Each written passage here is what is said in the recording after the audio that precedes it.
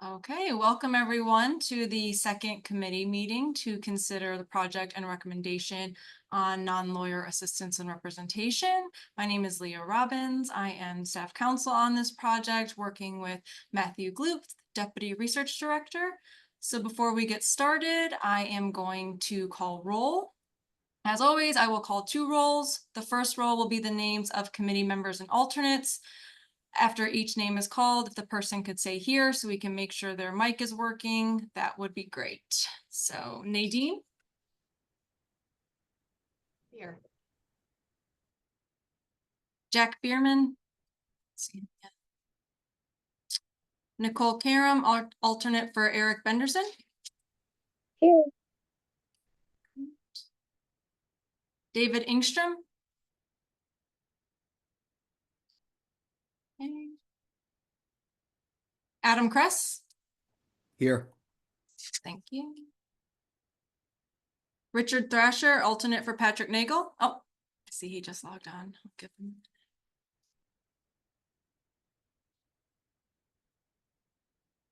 Richard Thrasher, are you here? All right, well, I see him, but maybe we'll come back. Okay. Melissa Wasserman. Here. Thank you. I'm sorry, I couldn't get myself unmuted. This is Rick Thrasher. I'm here. You're fine. Didn't mean to put you on the spot as soon as you No, joined. I'm so sorry. I just have technical issues. All good, all good. Thank you so Okay. much. Chris Walker.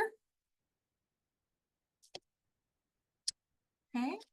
Still waiting on a few. All right. So is there any committee member present whose name I did not call? All right. Well, the second roll will be names of ACUS members who are not on the committee and their alternates.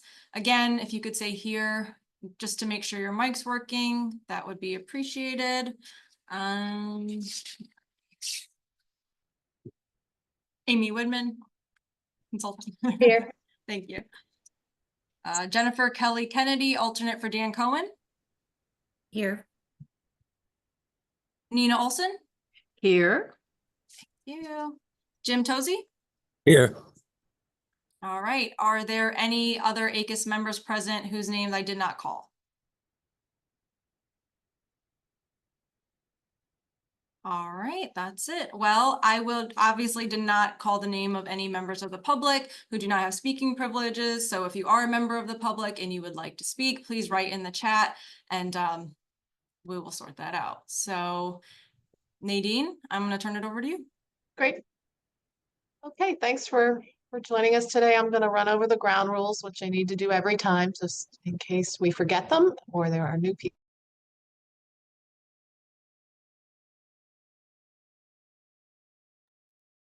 Nadine, your mic went out.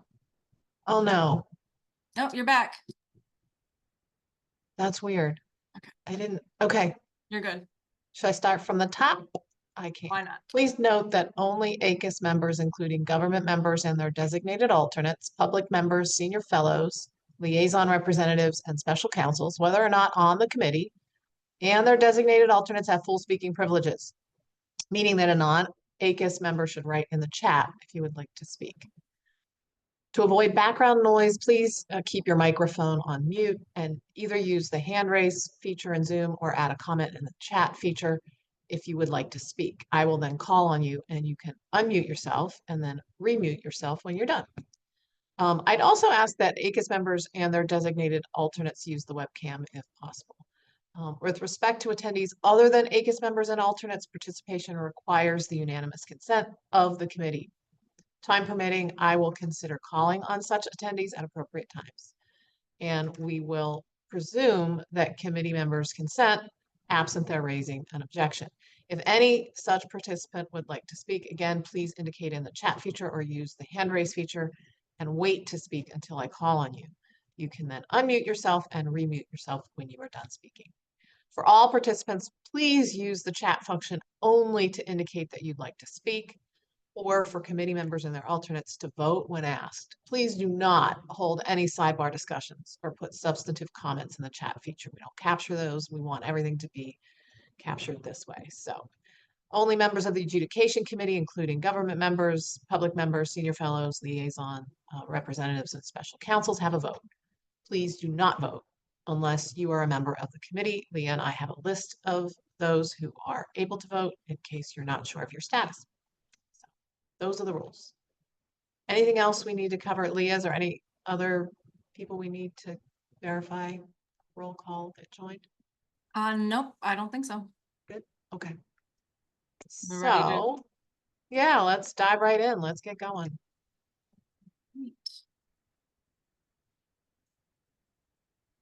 And I hope,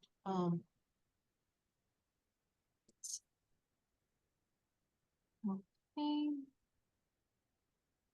got it? Can you see my screen? I can see it. Okay, cool. Everybody else, we good?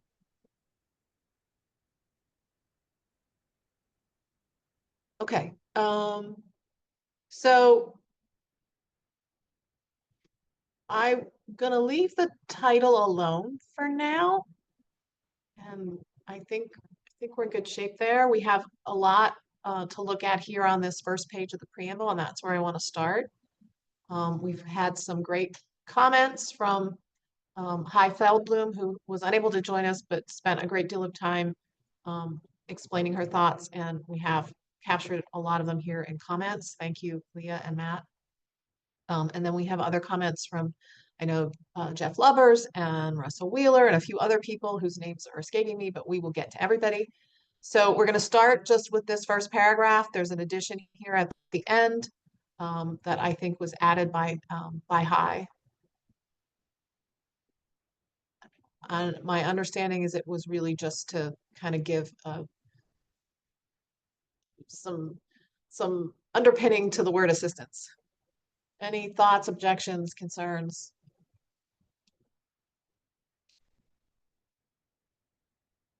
Okay, then we will leave that in. So the second paragraph is sort of, oh, Rick, I'm sorry. Yes, please. No, actually, I was gonna like it because my comment that I was gonna ask today or say today is that I also think that assistance at that point needs to be further defined, and I think that definition is fine, so. Great, great. Appreciate that. Thank you. Okay, so this is not a new paragraph, but in a new location. So this appeared later in the recommendation, and it has been Haya suggested moving it up. It's a thought that I had at one point.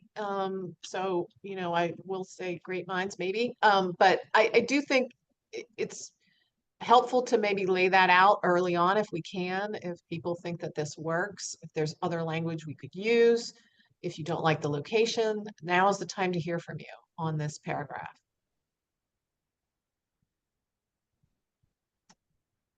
And I will give it more time. I tend to move quickly.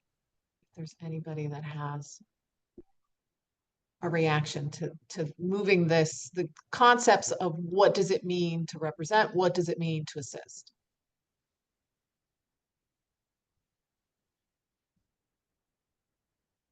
I think it could be helpful to have this early on, just so that it's straight in everyone's minds.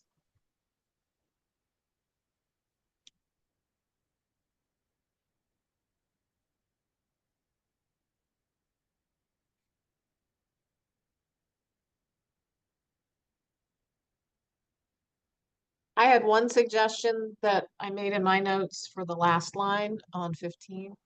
I didn't know if it made sense to combine those two sentences and say something like, representation will include various forms of assistance, but assistance does not include representation.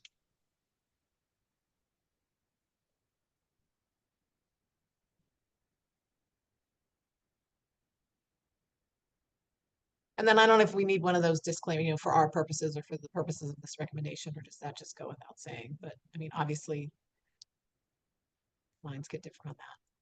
I like that. Yeah, that's good.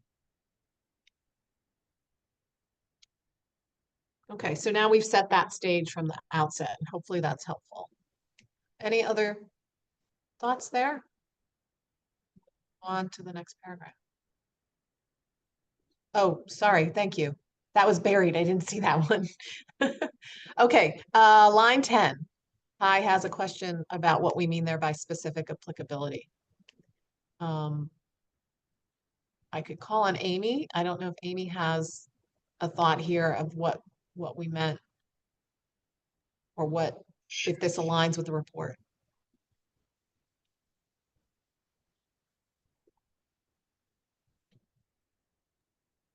Amy?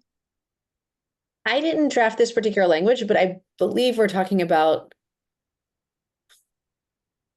Frankly, I don't know what applicability. I mean, Okay, all right, good. I think we're Okay. talking. I mean, I think it's like whether or not someone is eligible for certain benefits, but Mhm, mhm. that's not really clear Okay. here. Okay, So this was in the definition of assistance in the report as where we took this from, counseling on specific applicability, but I agree that we could probably make that clearer. what if we just say on eligibility or something like that? I don't know. On specific eligibility or No. just, oh, just eligibility? That would be my proposal, obviously. Please, I'm not writing this, so this is a committee process. Please weigh in.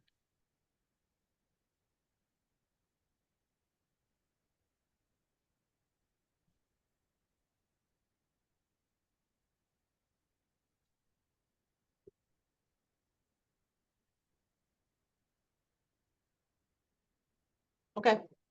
Anything further on? So we got,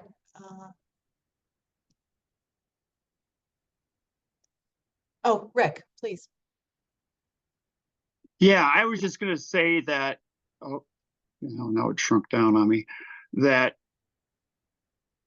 I still think it needs, so counseling on eligibility or signing official records. I mean, the signing official records makes sense, but counseling on eligibility for what? For benefits? Okay. Or, yeah, or something, whatever the eligibility is that they're looking at or considering here, probably benefits, but I think we still think we need to define what that is. Yeah. Amy, did you have? No, okay. Never mind. I was looking at the actual report. There's more language in the report. I don't know if that's. Let me see. If it'll help illuminate what we're Hold on, I'm double discussing. checking. Yeah, sure.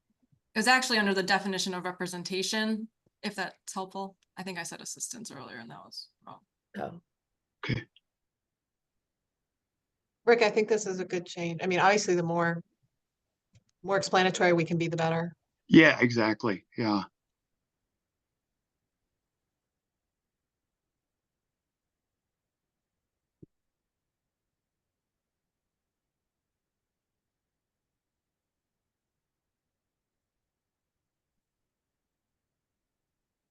We can come back to it, Amy, if it's not coming immediately to the fore. yeah, whatever. Did you just add? I'm sorry, I'm going back and forth here. The language that I'm looking at now is the language from the report. In some cases, helping someone navigate a form or benefits application. Was that what you had? What you had was something about applicability. I don't see that anymore. Yeah, it was counseling on specific applicability, I believe was the term. Oh, that it said the work that is not assistance. I see where, Right, okay. right. But yeah, as it is now is how it is in the report to find. Okay. Adam, Sorry, just a point of clarification. In the report was, and I know it didn't use the language counseling on eligibility, was counseling on specific applicability, which is the original language. Was that given as an example of representation or an example of assistance? Like if the sentence is trying to indicate what representation is, I guess to the exclusion of things that might just be more broadly assistance, is this like signing official records kind of makes sense as something you would Yeah. do in a representative capacity, but like is counseling and eligibility for benefits necessarily representation as opposed to a broader form of assistance?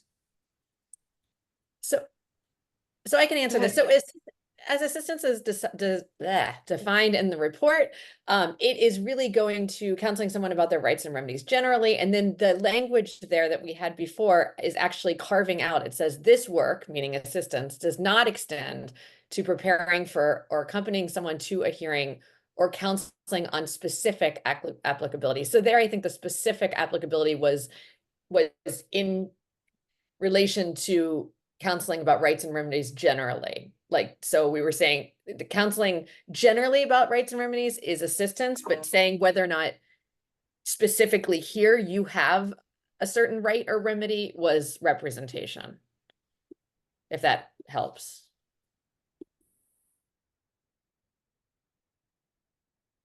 Adam, does that, no?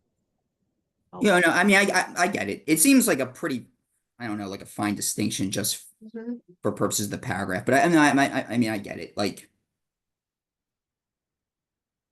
yeah, it seemed like the sentence would be, I don't know, clear if it said other activities that likely indicate representation include speaking on someone's behalf at a hearing or signing official, like that. Okay, That strikes me as more Well, like obvious yeah. forms of representation. But I definitely get the point. Like, it's like your representation in terms of providing like more, I guess, specific legal advice as opposed to just generically advising someone on what rights remedies may be available to them. Mhm. So I'm okay with the language. Okay. Okay. Anything further on this paragraph?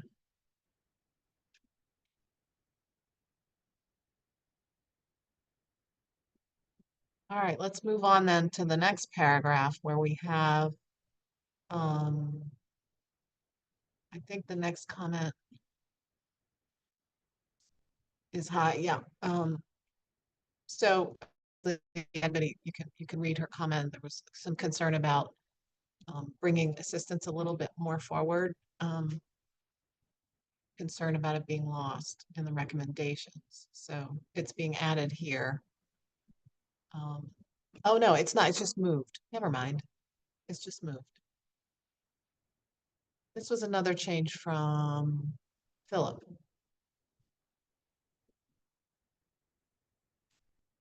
Not tracking my comments. There we go. Any thoughts about this particular change? I think it's just clarifying. I think Russell responded to that in the next comment and was trying to understand, I guess, how, whether by lawyers or non-lawyers modified, whether it was just modifying representation or, but I think this is what was intended. Great, thumbs up, great. Okay, then I think we're good there. Yep. Oh, there was an edit. Did she? Okay, no, I think we're good. I think we're good.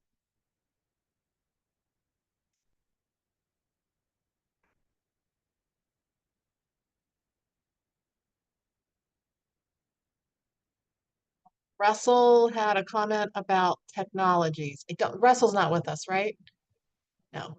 Okay. Are technology strategies or tools? Wow, I can't follow this bouncing ball. If line 11 strategies has changed to tools, change digital on 12. Okay. Oh, does he have different line numbers? I think he does because we added the paragraph. That's why. All right. Sorry, I'm slow to the party here.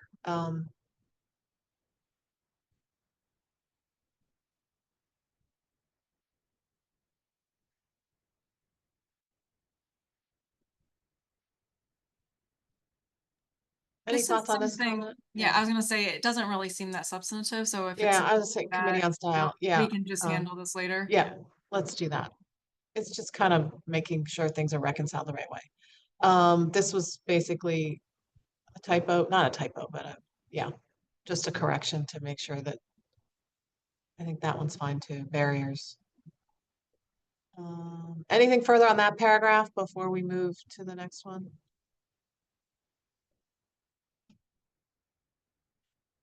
Okay, line 26, this paragraph. Russell added in. Yeah, I think this is a good add to highlight that the adjudicator themselves might have to be more involved than they would otherwise have to be.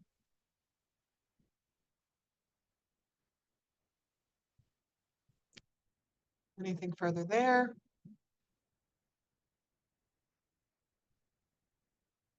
Okay, next paragraph, starting on line 31. This is Philip again. Yes, this is just again adding a little more flesh to the bone here in terms of what do we mean by long distances.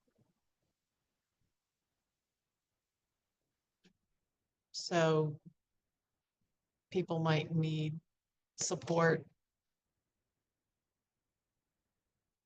because of the long distances. I would say maybe change needed to required. That's a silly little change, but we have need, who need them due to the long distances needed. Due to long do we still need the? No? Okay.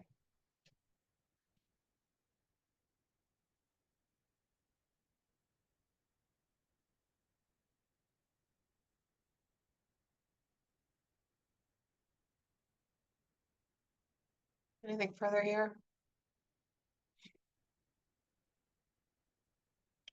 Okay, next paragraph, starting at 37. We have an edit to the footnote from Russell.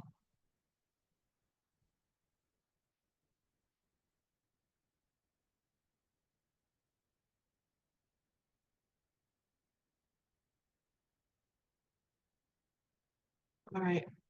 Any thoughts on the footnote, Rick? I'm so sorry. I'm going back to the last paragraph. I was slow No, on the it's draw. I fine. was slow Totally on the fine. draw. Totally fine. Please don't even apologize. It's fine. I just was so, I mean, where were we at? It's about the long distances. Yep. Leah's Yeah. got it up. Yeah, and so, I mean, but I think that's not, I mean, not what I see. That's one reason, but Mhm. there also can be just a lack of expertise by lawyers who are in remote areas and lack of ability by claimants to pay for certain services. I think those are also relevant factors. Do you have specific language that might capture that? Yeah, I mean, I just as well as lack of expertise by the lawyers who are in remote areas and lack of ability by claimants to pay for certain services.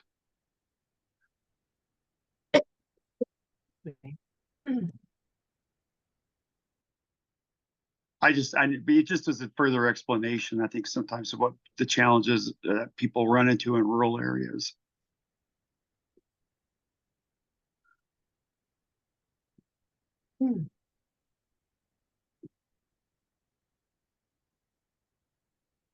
Jen,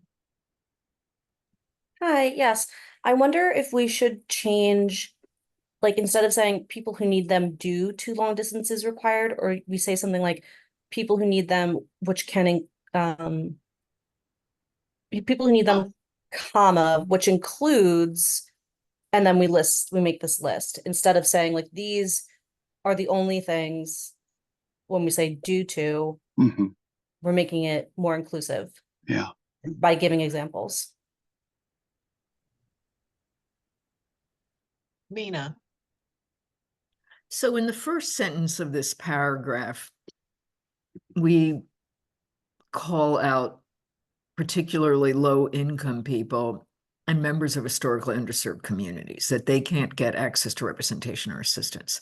And then we talk about, in the next sentence, one barrier to getting this representation or assistance is there isn't affordable legal services. I don't think we should then repeat that just for rural or remote areas later on, saying they have a lack of ability to pay. I mean, all low-income people have a lack of ability to pay, whether you're in the city, whether you're on the seashore, whether you're rural. And we've already said that at the that's like a foundational statement in this whole paragraph. Okay. But I think that the lack of expertise, lawyers and specific expertise can be particularly critical in remote areas, rural and remote areas. So I think that's really important to call that out in the context of this one particular group of of individuals. Thank you, Nina. Nicole. Excuse me, miss, and also I apologize for not having a camera. I still don't have a video camera on my computer in the year our Lord 2024. So maybe I'm confused by the point of this last sentence, but it seems to me that it's supposed to read that the reason that concerns about accessibility are particularly acute in remote and rural areas is because of accessibility issues, and that those accessibility issues are due to things such as long distance, required to visit, inability to consult electronically, and et cetera, et cetera. And it seems like we're moving away from that as the intention of the sentence, and now trying to capture like reasons that people, like different types of people in rural areas who might not have access to rules, which I think is like a slightly different statement. So I think the point of the sentence was supposed to be relatively simple, to be like, here are some examples of why people in remote and rural areas might have accessibility issues with lawyers. And now we've moved into, here are into trying to list all of the different like groups of people who live in rural areas. And I just don't know that that's necessary. So I don't necessarily, I don't want to repeat the word necessary 18 times, but I don't necessarily think that we need this long list. If we can just say, you know, they may not be accessible due to long distance, inability to control electronically, and other, you know, restraints, barriers created by, you know, living in a rural community or something like that. I just, it feels like we're making things more complicated than they need to be. Thank you. You think we're getting a little away from the point of the line? Understanding the point of the line, it's just to be like, here are some reasons that rural and remote people who live in rural and remote areas might have accessibility issues. And now we're getting into, okay, let's list all of the possible groups of people who live in rural and remote areas, which I just don't think is necessary.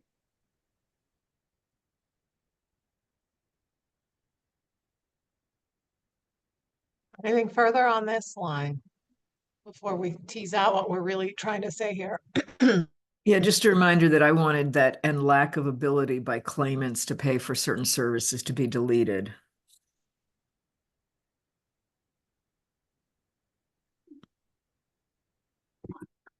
Any objections to that?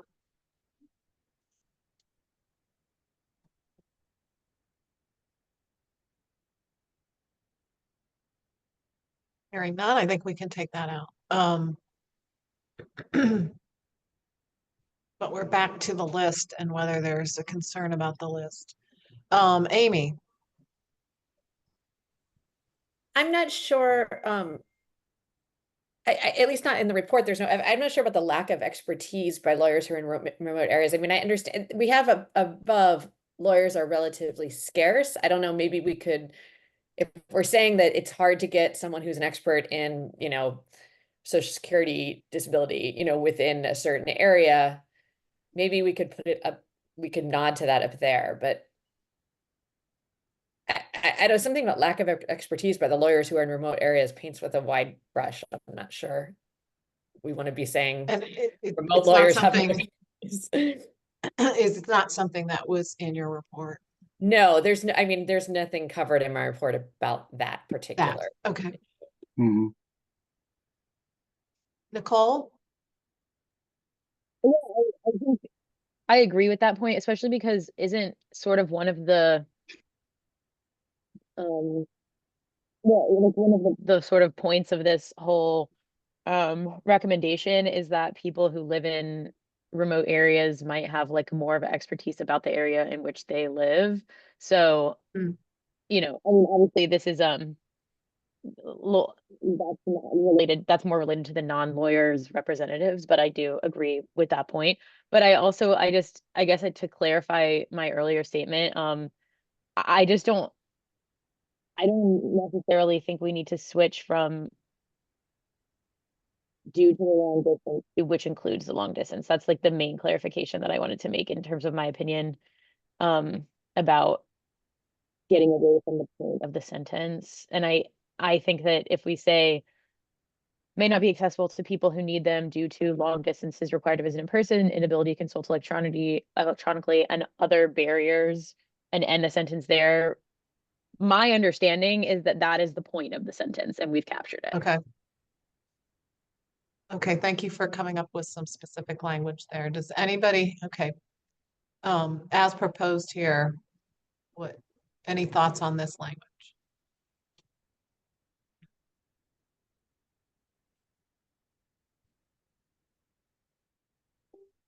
Rick?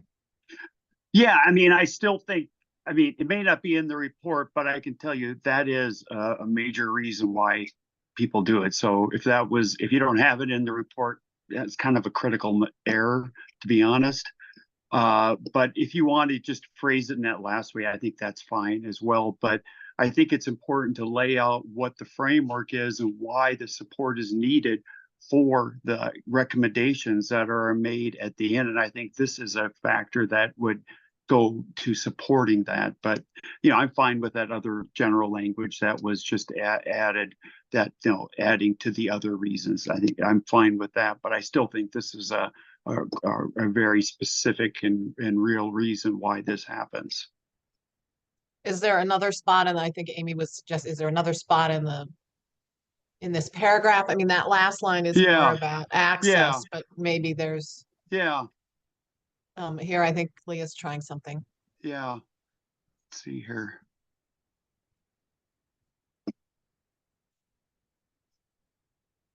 Yeah, that's an interesting spot. So line 35, she's added. Yeah. Okay. That's that's great. Could I just suggest relative expertise or relevant? Relevant. expertise? Yeah. Yeah. Perfect. Yeah. That's great. Thank you, Leah. Good. Okay, let's go back then to line, paragraph that starts on line 38. We had the suggestion from Russell in footnote 5, which I think is just a stylistic change. I could be wrong if I'm, well, it's footnote 6 now. Use of instead of the decision to use. I think that's pretty straightforward. Okay. And then Jennifer. Rick, did you have another, or is your hand still raised? Sorry, didn't mean to skip over you. No, I'm sorry. I forgot. I'll It's lower fine. my hand's Totally lowered. fine. I'm Just so don't want to miss sorry. you if you have something. Yes. Sorry. Okay. No, totally fine. So footnote 7, this is an edit from Jennifer. I think Jennifer's on the line. Do you want to speak to the suggestion here that you've made? Yeah, sure. I can't see. Let's see. Federal agency regulations. Oh yeah, scroll. Yeah, thank you, Leah. Yeah, so for this, it just like reminded me that like obviously we're recommending that agencies implement or try to implement these practices. The best way to do that is through regulations, if possible, or guidance, but most likely regulations. And then I'm just thinking we get our authority from our enabling statutes. And so it's just kind of a good reminder that agencies like to see if any of our enabling statutes in all of these agencies even give like the proper scope of non-lawyer and lawyer representation. So that's where that came from. But let me see the Discussion. language. Mhm. Amy, was there anything in the report on some of these statutes that would address this, or not really? Yeah, I mean, it's true that many of the statutes do have some language. It varies. Much of the language is rather vague, so something like an authorized representative, but other statutes, and I think Jen's comment points to NHTSA, statutes governing there do have more specific language. So yeah, I mean, I think it's fine to just have the reminder that the enabling statute should be consulted first.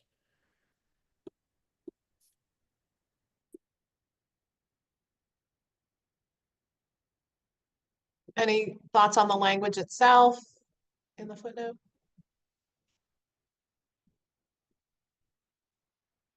I wonder, so it says, these enabling statutes may limit the scope of non-lawyer representation, or it could say something like that, or, you know, determine, the enabling statutes may determine the proper scope or something along those lines. I don't know about how I feel about limiting, but, I have to think about that.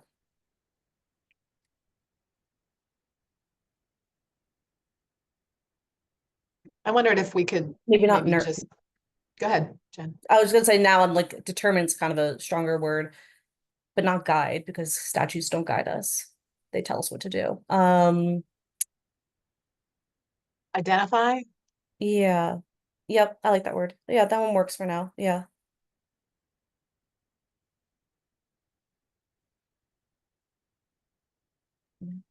If you could What add in else? particular or in specific administrative you know, the statutes that govern particular adjudications.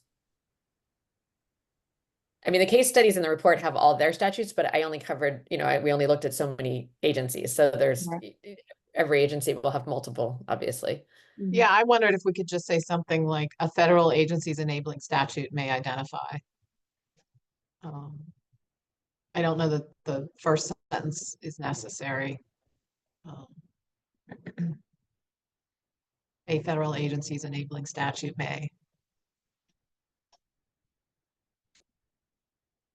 We could put an example if we wanted to. That's great. Thank you.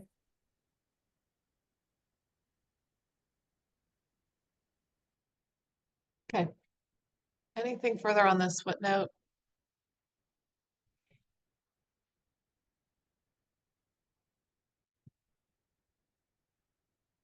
Thanks, Jen. Okay.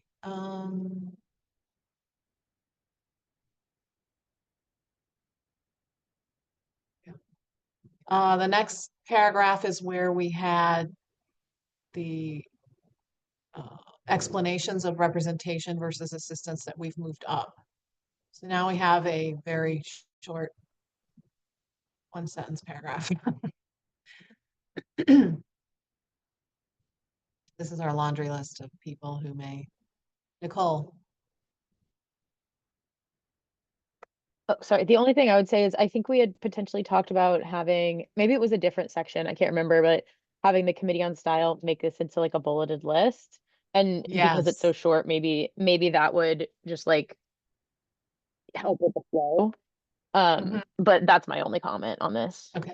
Yeah, I think it was might have been Renee Landers, I think maybe. Yeah, I will say, we did try it and it was not, it didn't look great for the committee on Okay, all right. style, but Okay. I can do that right now and you guys can take a look and see. It might make more sense now that it's a one paragraph or one sentence paragraph, but here, let me show you what it looks like.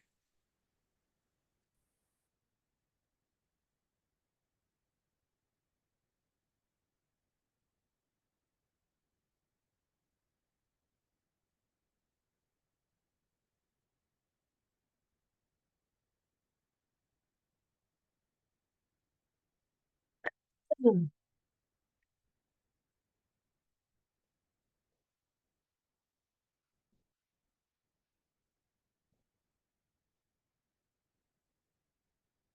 Hmm.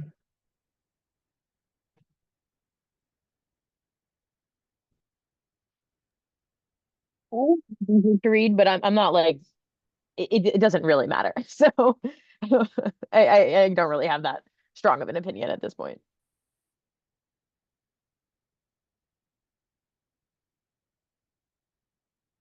Any other reactions?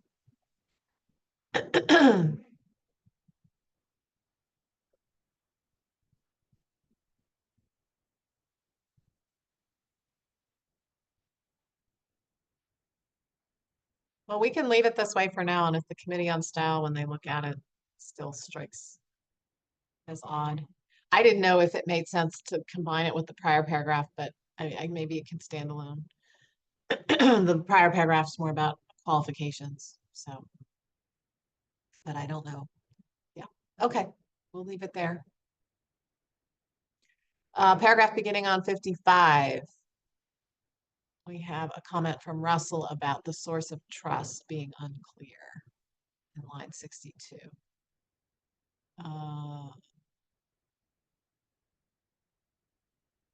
Same trust among participants language at page 7, line 147.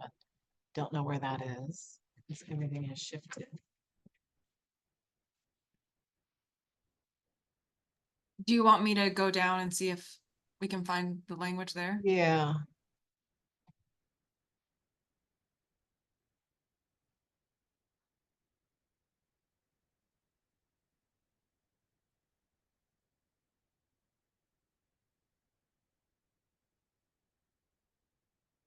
There it is. Assist in building trust among participants. Can we copy that and just see how it fits, if it would fit up above?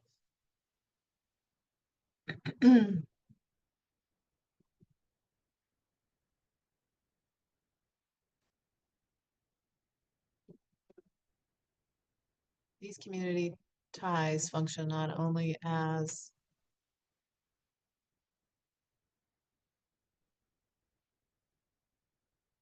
a way to build, need something. To build trust among participants.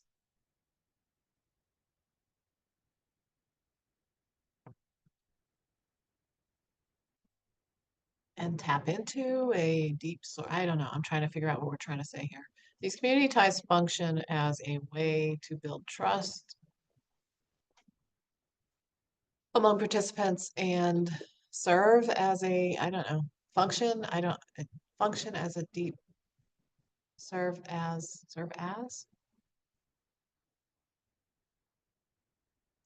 Let's try that. Winging it. Any thoughts?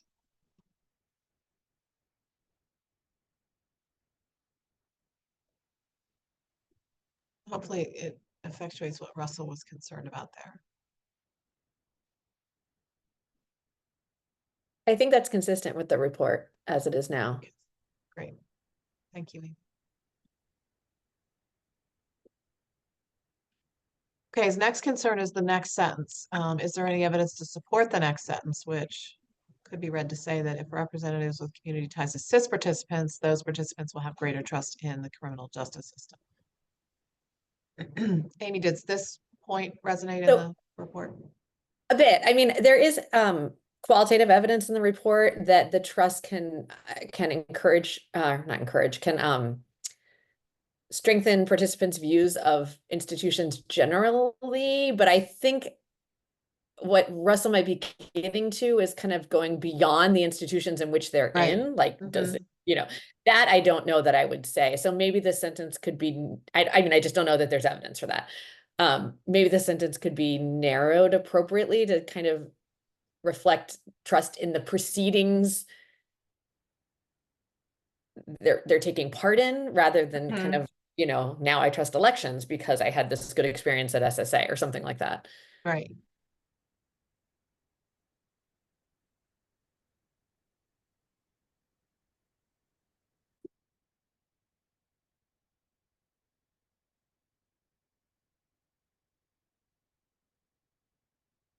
Thoughts here? I mean, the other option is to take it out. I'm not sure if it's something, if we're trying to go past, we are touching on trust in the prior line. If this was meant to be a broader point, but it's not really consistent with the report, then maybe it doesn't need to be said. Any reaction on that? If there's a way to kind of hit on what the report has spoken to, would be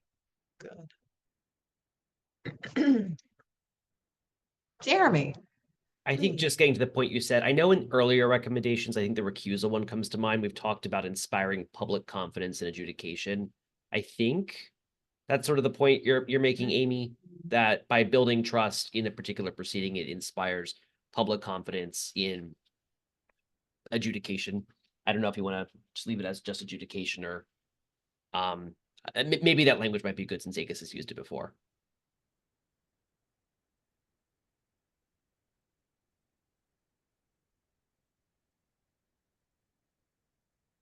Public confidence, I think was what you said, right? Yeah, it was inspire confidence in recusal at That least. trust can in turn Inspire inspire. public confidence. Mhm.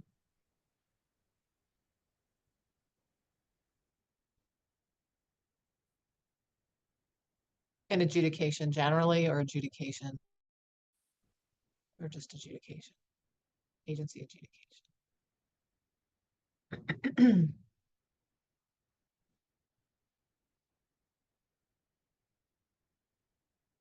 Reactions there? Thank you, Jeremy.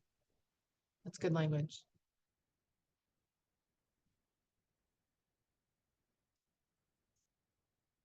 Okay. Thanks. Let's move on then to the next paragraph.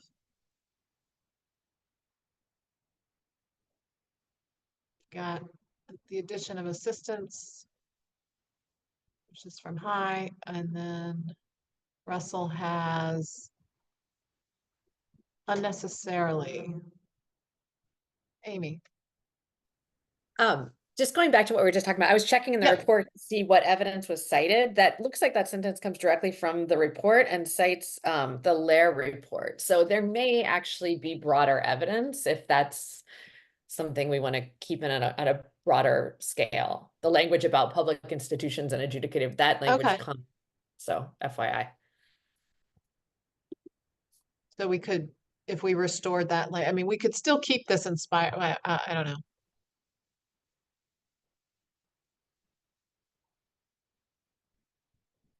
I think Russell I didn't mean was, to say, I think Jeremy's language is also fine. I just, particularly to Russell's point, that's where the evidence came that's from. where it came from.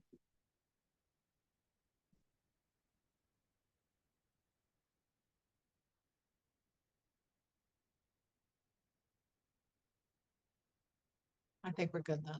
Okay, thank you, Amy, for clarifying that. Russell has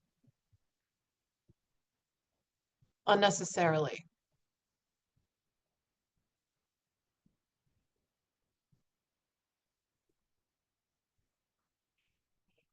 Any reactions to these changes?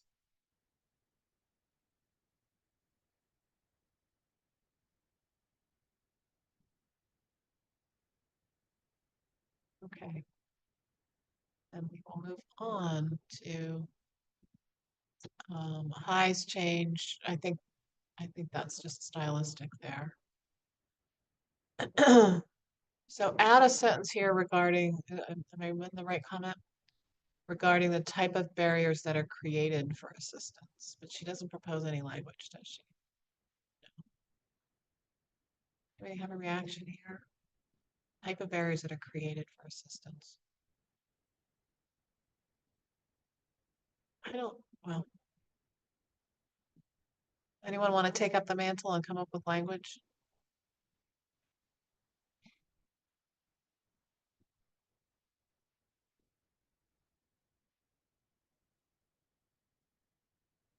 Okay, then we'll move on. So paragraph that begins on line 75.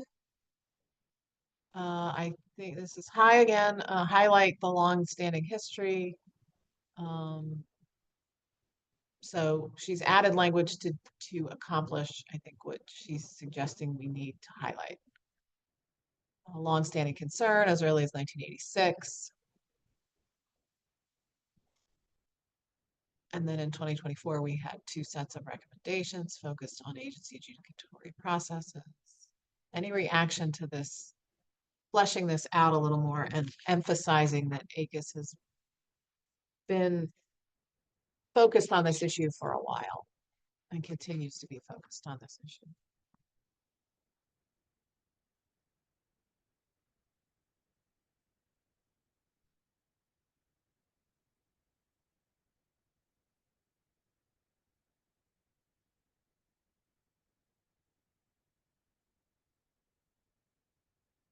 I had one stylistic thought on 81. I would say these recommendations.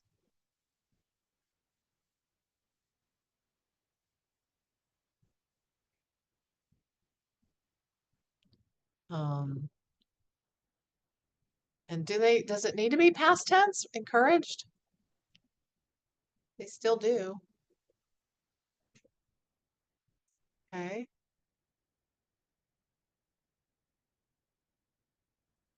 And then the last line, 84 to 86. Again, this is more of High's trying to flesh this out. Again, the recommendations do not instead of did not.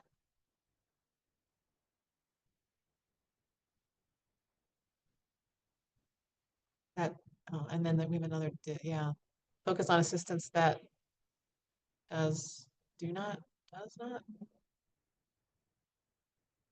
do not, I'm not sure. And I guess my question would be maybe to Matt or Jeremy, if this line she's added, I assume High has checked and looked at these recommendations. This is consistent.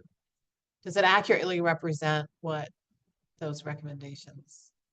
I think as Mm. written, it might be read to cover the 1986 recommendation as well, which appears earlier in the paragraph, and that certainly was in depth and covered assistance. Okay. So, I mean, if this is meant just to refer to the 2024 recommendations, I don't know, Matt, what No, do you think? the But burdens recommendation also encouraged the provision of assistance to participants. yeah, I think it might just be easier just to say, basically revert back to language at 87 and just say it expands on previous recommendations. Mhm. Okay. And deleting the do not line Right. because it's inaccurate. Yeah.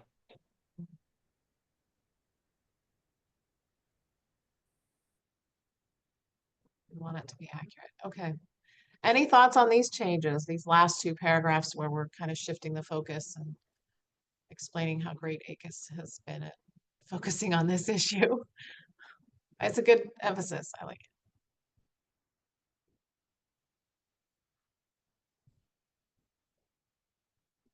Okay, great. Great. We can move to the recommendations. Anything further on preamble? We'll move straight to recommendations. This is great. We're making good progress. Okay.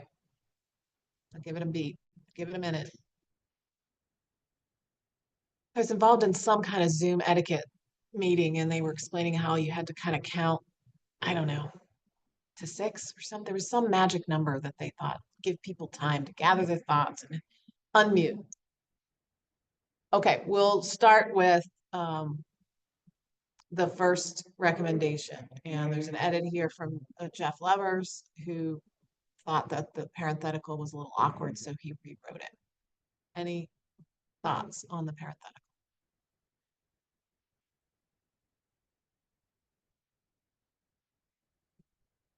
Okay. So the next comment is from High, and she flags the idea that recommendation 2 overlaps with some of the recommendations that follow this one in terms of expanding resources, and thinks that it belongs there. So her suggestion would be, I guess, to either delete it from here, move it, build it in later, and leave non-lawyer assistance as recommendation 1. Any discussion or thoughts on that? Nicole? Yeah, maybe I need to see what the recommendations she is talking about, where she thinks this goes with it. But I think if I remember correctly, the point of the way we split it up was that the first 2 are only about assistance and the next 1 or 2 are only about representation. So I don't know. I don't necessarily want to go back to like having to figure out yet another way to organize everything. So It might be helpful to look, as I think she's made changes later on to build in assistance where we didn't have it, but maybe I'm recalling that when I look through this. The focus of 2 is assistance, you're right, and we added that last time. And then the Yeah, and it idea is expanding I didn't- opportunities. No, you're fine. to train, educate, certify. And we I cover think- some of those topics later. Go ahead, Leah. Yeah, I was just gonna say, I think wanted to move it to the coordination and collaboration section, I believe. Just so you know where she was talking about moving it to. So I don't know if that is helpful. So yeah, so 17 talks about grant funding opportunities to employ, educate, or mentor. Not just representatives, but now she's added assistants. I don't know. So I think it's probably stay where it is, just because I think that the first like two sections, I like the way that they like talk about representation and then talk about assistance, excuse me, and then representation in like a really clear way. And then after that, it gets a little bit more into like the details and talking about both of them. So I like it where it is, but I don't know if anybody has any reason to disagree. I'm not necessarily married to that opinion. Nina. Yeah, I thought of this as a threshold matter. You know, you get, as we were saying, you get into more detail later on. But I just think we should stay this as a threshold. Agencies should encourage and expand opportunities for this, you know, ta-da. So even if it overlaps, we can still repeat it later. if Yeah, there's no reason not to. I think this is like just a threshold recommendation. Mhm. Yeah. Anybody else? And it's, I can, if I can say this, it's not really collaboration. It's like agencies, this is your duty. Mhm. Here you can collaborate, you know, but this is, you know, this is what you need to do. Anybody else?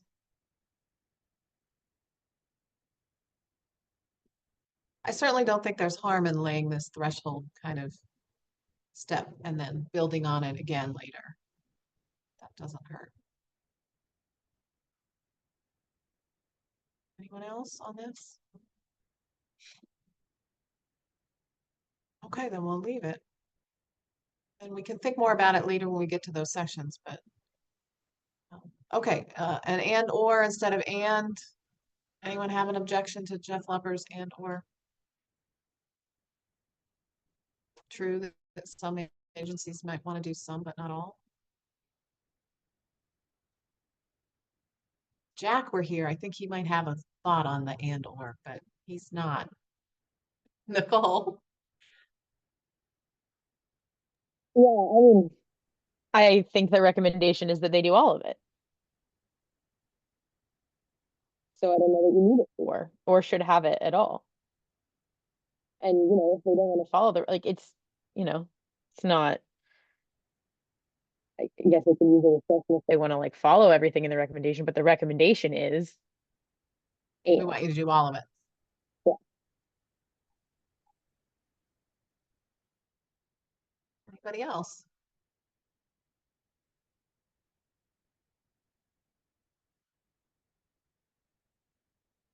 Rick? Yeah, I mean, I personally like the and or because I mean, if it's not consistent with the recommendation, then okay, then, you know, go with the and, but it just seems like, you know, there's a lot of assumptions here. First and foremost, you know, are agencies authorized to do it, and have they been given funding to do it? So I think the and or it makes it more likely that, you know, that they could comply with it. I think that was Jeff's point. Yeah. I don't know that it's necessarily might want to do as opposed to might only be able to do. Yeah, exactly. Yeah, exactly. That's a fair point. Any other reactions to this? And or?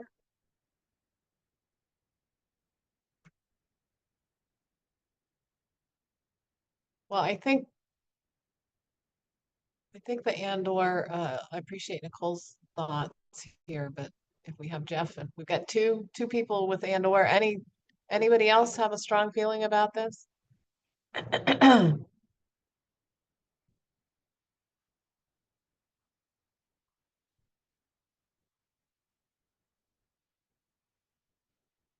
Okay, I think we'll leave it then. Recommendation 3. There is nothing further on that, so I'm gonna move past it unless someone has any thoughts here.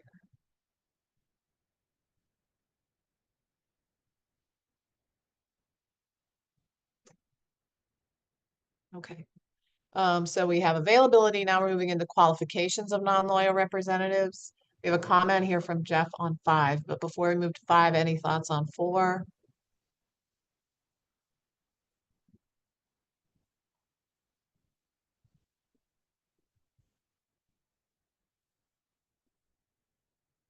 Okay, Jeff has a concern in 5 that it should not be so absolute that an individual disbarred from practicing law cannot be a non-lawyer rep. That maybe there should be a line added here. Exceptions should be allowed only upon a petition showing compelling circumstances. And I guess he would add some hedge language, will normally not be qualified. I mean, you could build those two things together, will not be permitted to serve absent proof of, absent an exception proving, I don't know, you could try to build those together.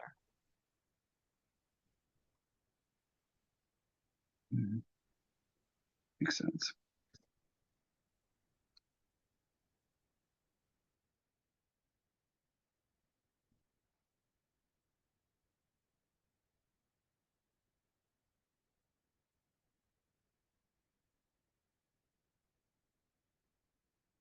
Any reaction to that? Does that give enough of an out there? If an agency doesn't want it to be so absolute? Is this the recommendation we want to make, I guess, is what I'm posing. Or do we want it to be an absolute bar? Amy, do you have any thoughts on this from your report? Yeah, I mean, I can't imagine what the compelling circumstances would be. I mean, the evidence in the report is pretty clear. There's a lot of problems with disbarred attorneys. I don't know. I would want to know more. I mean, what sorts of compelling circumstances would? Yeah. That's fair. Okay, we'll start with Nina and then Nicole. Please, Nina. I think I'm with Amy. I mean, we're not talking about somebody who's suspended. We're talking about someone who is disbarred.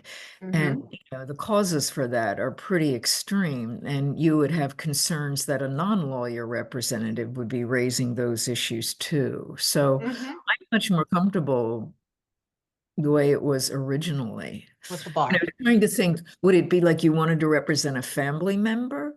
We've addressed, I mean, I don't know.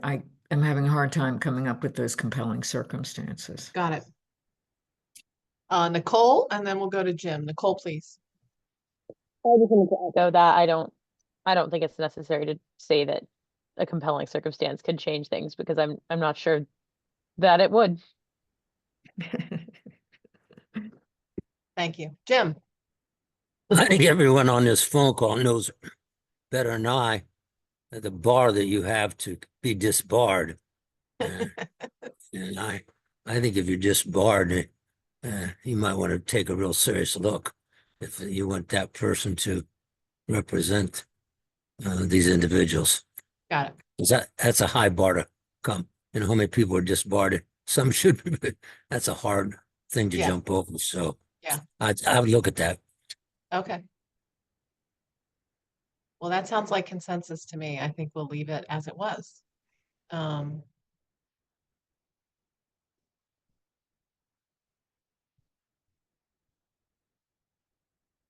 Okay. Let's move to the accreditation portion then, if we're good with that. Oh, sorry.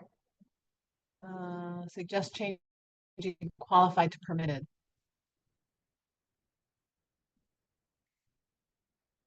I think that's fine, but I obviously only one voice. Any thoughts on this one?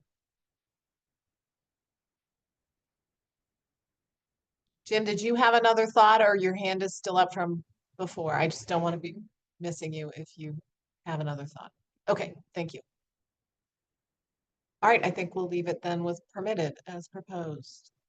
Okay, let's move on then to the accreditation section.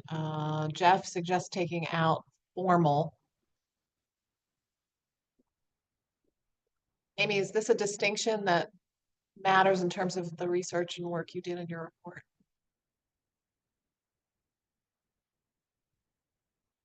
I don't think formal in terms of accreditation programs is necessary language, no. Okay.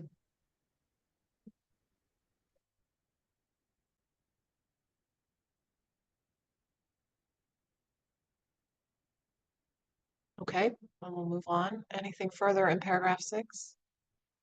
Recommendation 6, I should say.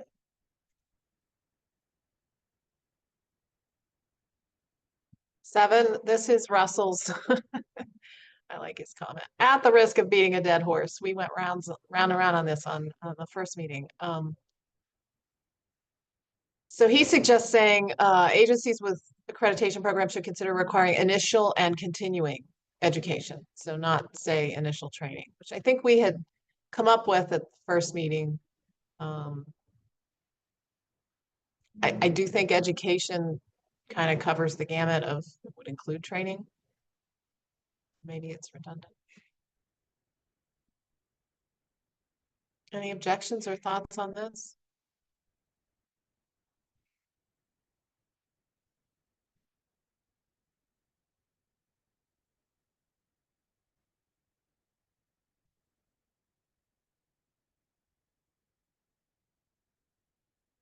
And then he has a conforming edit there later in the sentence. Okay, I don't hear any thoughts, so I think we're good. If it comes up at the plenary, he can explain his concerns about training.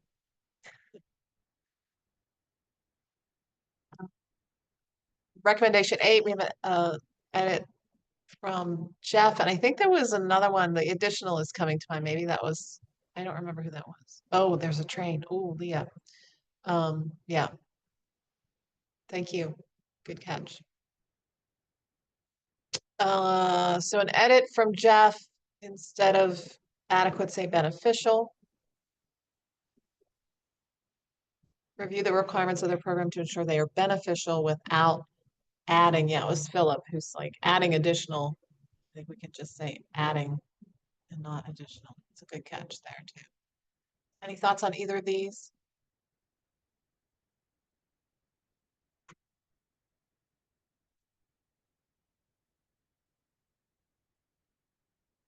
Okay. Recommendation 9. Didn't have any training there, just educating, so I think we're good.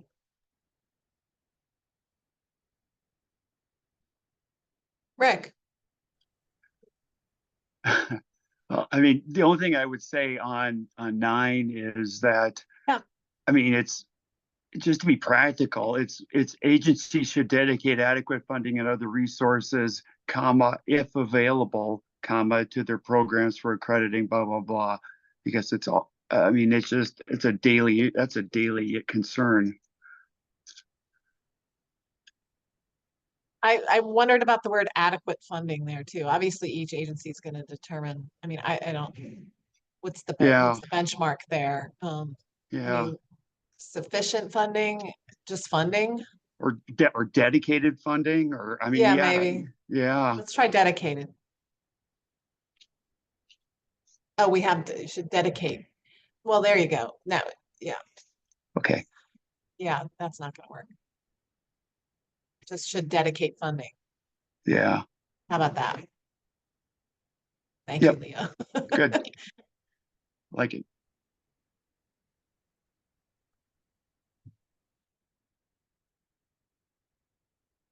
Maybe it needs to, I don't know if it needs a qualifier there. Sufficient, yeah. I mean, it assumes you have a program, so you want to fund it. Right? The assumption is that you have a program, so you're going to fund it. I mean, I don't know why you would have well, I guess you could have a program and never fund it. That would be awful. Amy, is there anything in your report about insufficient funding for these programs? I bet there is.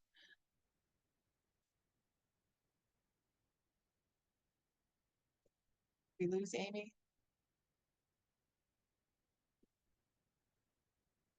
I think we might have lost. Oh, there she is. She was frozen, I think. It looks like she, oh, is she frozen maybe? Yeah, I think maybe she's frozen. She'll come back in.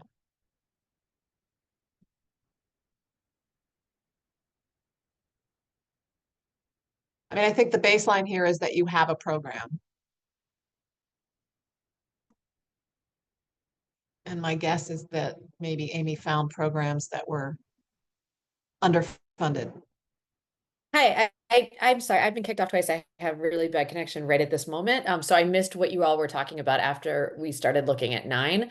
But 9 does come directly from the report, was issues with agencies who have accreditation programs and do not fund them. So Do not fund it them. was, if you have an accreditation program, make sure that Mhm. it has dedicated funding. I think that So what if this we is written shift? much more Yeah. Yeah. broadly. Okay. What if we shift the focus there a little bit and say agencies with programs for, For accreditation or, yeah, and then shift the funding part to the back yeah, end, if that makes sense. So Yeah. agencies with programs for accrediting, educating, and regulating non-loyal representatives who practice before them should fund them. yeah, Dedicate funding, yeah. That have dedicated funding yeah. to ensure, yeah. Good. All right. How about that?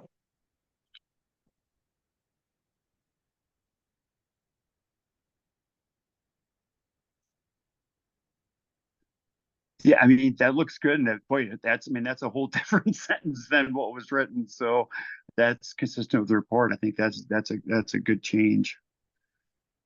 Great. Thank you, Amy. Anything further on 9?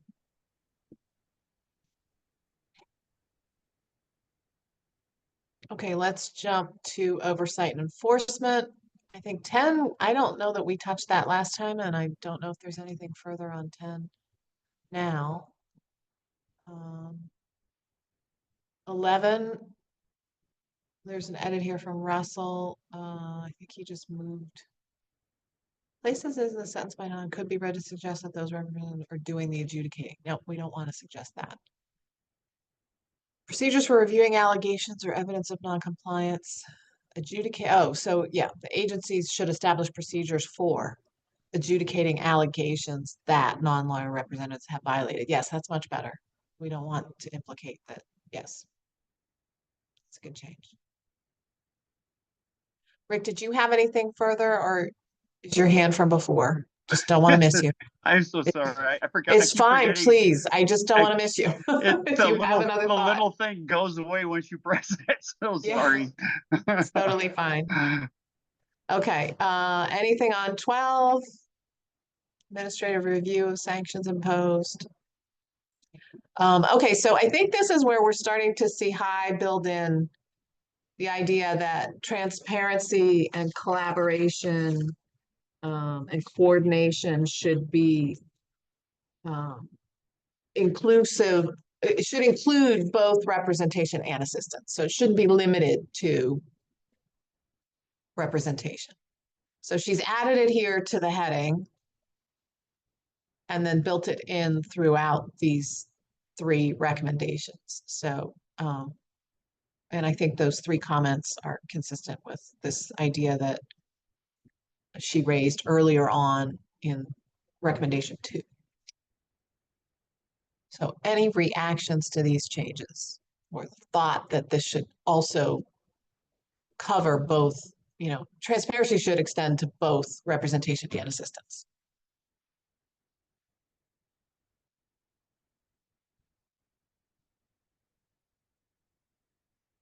Jeremy. Yes. Actually, I might be jumping ahead to 14. So if you're still on 13, I'll. Nope, we can jump ahead because I think these all should be considered together. At least Yeah, that's my I'm wondering with 14A, what does that imply agencies would put in the CFR? Mhm. That would be, I guess, my question. I don't know that I have an answer, but question for you all. Thank you. Nicole? My issue is similar with 14A. I, I my understanding is that like one of the reasons that assistance and representation are different is because assistance is like everything that happens like around the adjudication, and representation happens like sort of within the adjudication. And I know that we've talked about how there are some programs that specifically target like assistance, but it's much broader than representation. And I think I basically have the same concern. It's like, what do you put on a website when there's like so many options for what assistance even is? So I think that maybe we should say that agents like that. Certainly, I think that rules about, I think B, C, and D should be, you know, put on websites. But I think you're opening a pretty extensive can of worms with A. Dina?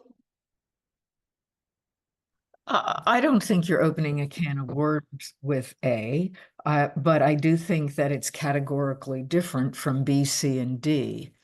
I think it should, if anything, be moved to 13 as an example of how to improve participants' awareness. It's going to, A is going to, what do the participants need to know to get this assistance, as opposed to B, C, and D are saying these are the rules regarding and the conduct regarding these representatives.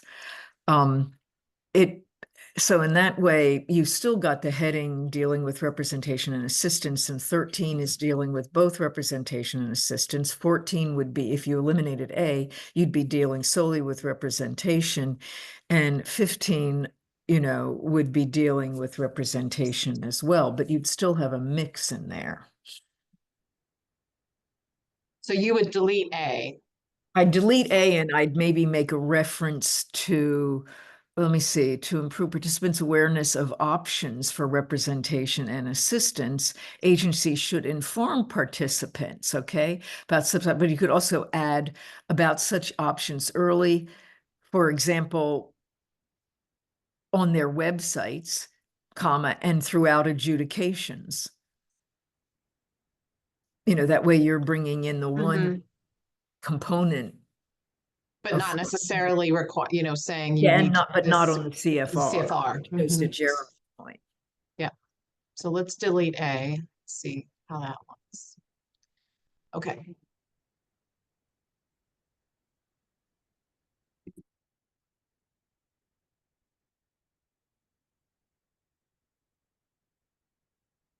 Amy, was there anything in your report about how to promote assistance or be more transparent about assistance that would help us here? I mean, I think this is correct. It's things like on the website. I'm sorry, can you all hear me? Yes, I can hear you. Okay, yeah, I think this is consistent with on the website, and just, if there's bench car or whatever there is to kind of get the information out, not publish in the CFR for that. Got it. Okay. Great. Thank you, Jeremy, for flagging that, and Nicole and Nina and Amy. Any other reactions to that?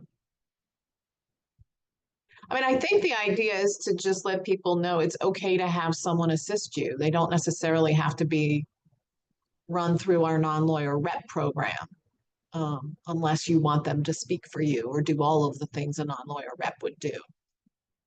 But it's a way to encourage or publicize the idea that you still can get help from someone outside that's not a lawyer.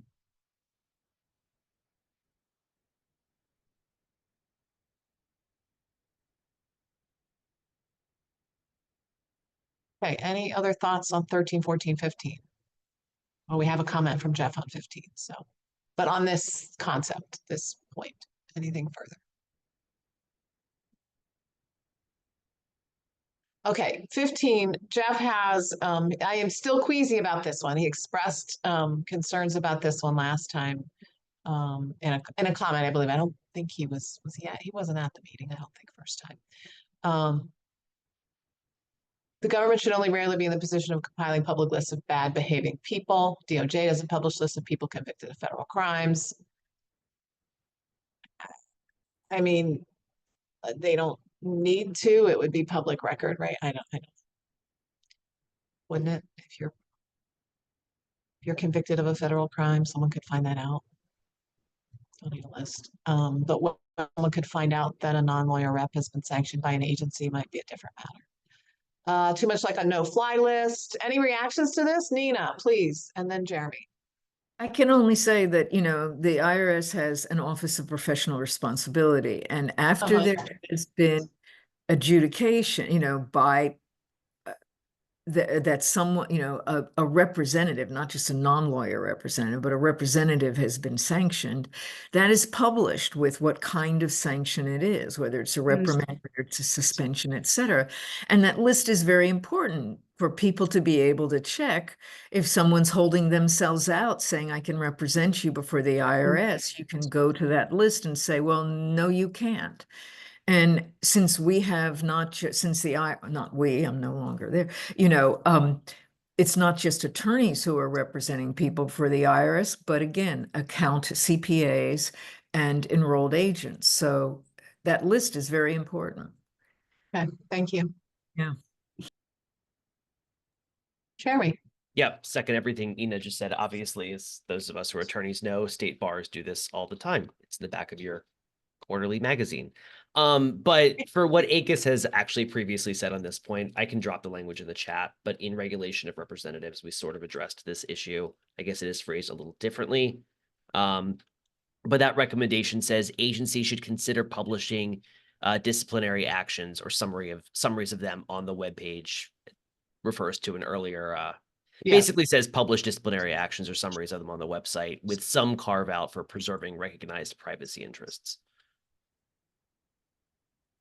That's very helpful. Thank you, Jeremy.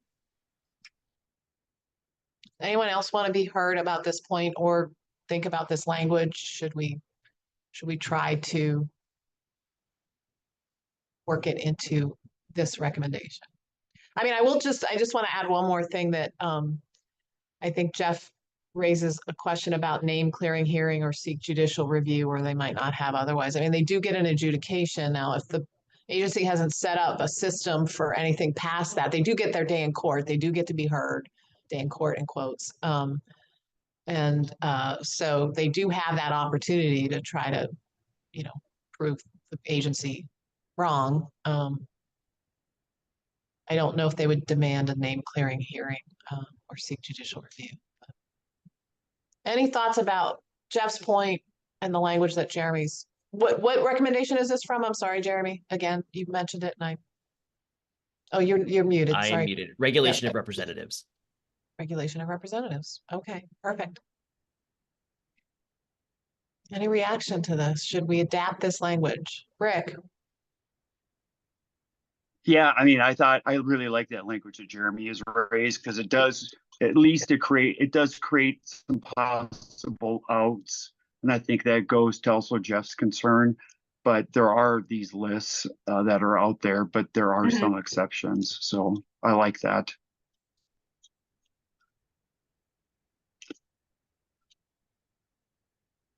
So this is a should consider, which I know Andy is not a fan of. So I'm just gonna flag that. Do we, you know, the original language here is should publish. So do we want to take out consider and say should publish? And allow for this. I like this idea that, you know, it gives them an out if they want to redact. Nicole. If you take out consider, I do think I agree that I think there's a reason that it needs to be published for the reasons that Nina was talking about and that we've discussed before, but with obviously editing to make it, you know, work with this, I think the language is good. Thank you. So we would, let's see, on So it said should publish on their website, so we should publish on their websites instead of on the web page, which I assume reference, yeah, some other discrete portion of that recommendation. Should publish on their websites, okay. So as to promote transparency regarding the types of conduct that lead to disciplinary action. I like the idea of explaining why. And that's really helpful language. And maybe some of Jeff's concern is like, we're just gonna put this list out there and you're just gonna have to deal with it. But it's good to explain why. And then there's the out in the second paragraph, the second line. So the agency may consider, we have a consider again, but maybe that's okay there.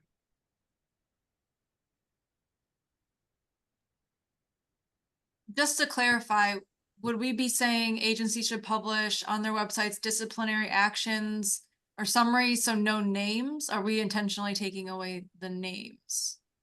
Or are we assuming that's in the disciplinary action? Just to clarify.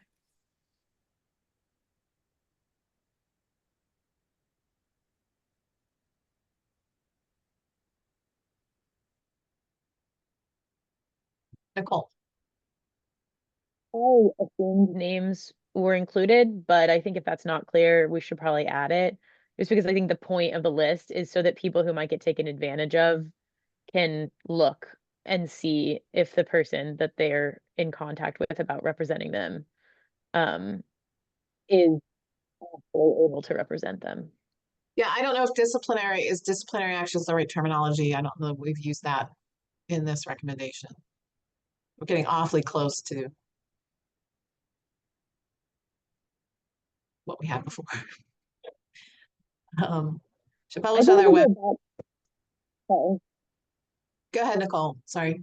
I think if we go back to sanctions, as long as we have the additional like reason why and the language about potentially redacting information, I think sanctions is still okay there then.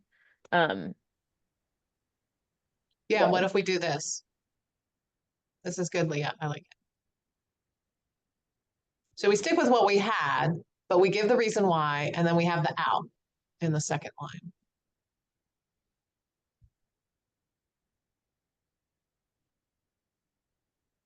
Cole likes it. Jeremy, yes, please. Although I might recommend taking out the to promote transparency regarding the types of conduct that lead to sanctions. I think the earlier recommendation was focused more on thinking about representatives as sort of regulated entities and providing them advice or some guidance on what might constitute prohibited conduct. Whereas here, I think what you're really trying to do is make potential clients aware of people, representatives with whom they may engage. Okay. So it's not yeah, I hear what you're saying. The audience is a different audience. Right. This is more of a consumer protection thing as opposed to sort of providing guidance to regulated entities. Does anyone have any thoughts about how we could capture that? Amy, or I'm gonna point to Amy or Nina, who raised concerns about. I mean, maybe it's evident. I just always think it's helpful to sort of explain the problem that we're trying to solve here by doing this. So at least to the extent that the report talks about this sort of thing, it's for consumer protection reasons. I mean, it's for the reasons Okay. we've been discussing, so that people are aware whether the person they're engaging with is. To protect, Hmm? to protect Participants participants, yeah. from, Or to inform, I mean, oh, I like that. inform. Yeah.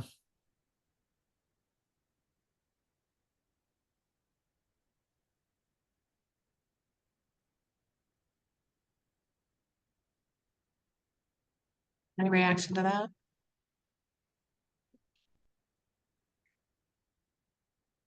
Again, does it go without saying, or?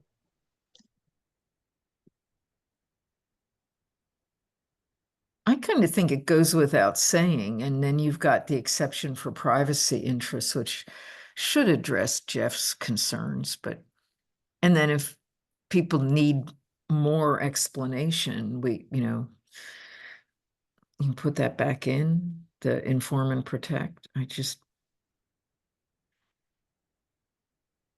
don't know, I was starting to come up with fanciful to ensure that participants are fully aware of, those who may be preying on their Right. predicament. A lot of words. Jeremy. Sorry, I'll keep jumping in. So No, then please. what do we mean by redacting information if it's just a list of names? Do you mean just not listing somebody on the website, or are we actually talking about putting sort of lists of names with whatever sanction they've received and say redacting the sanction associated with a name? I'm not sure what we're redacting from a list of names.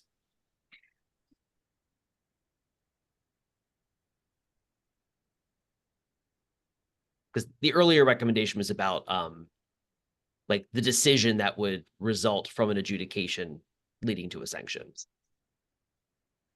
Well, if I can, again, for the IRS, my recollection is, there's a name, but it also describes the level of sanction. So it could be 6 months suspension.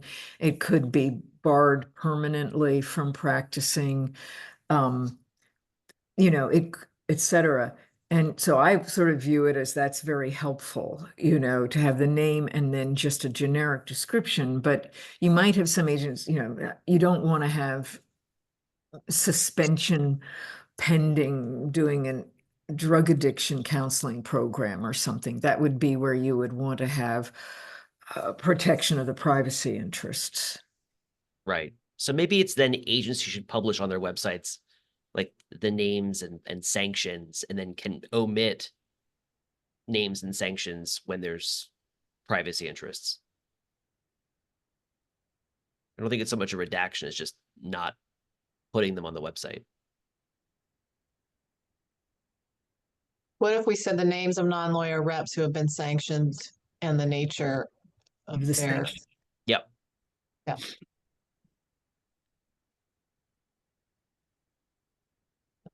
Like that period. There we go. Can you repeat that, Nadine, and the nature of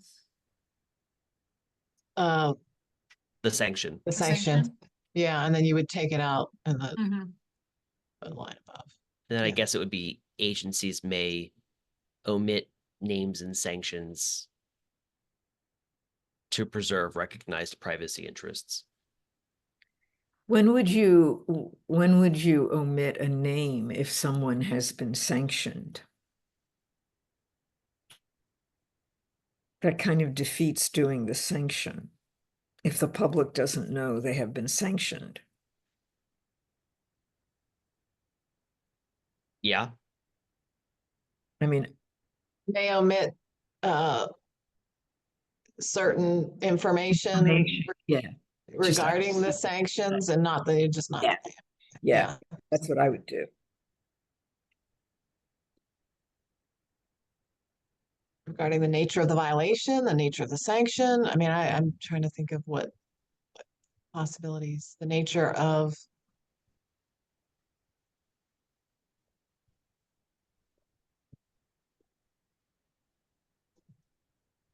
the But then- violation giving rise to the sanction.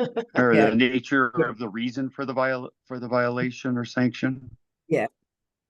I mean, that's where you get into the details. Right.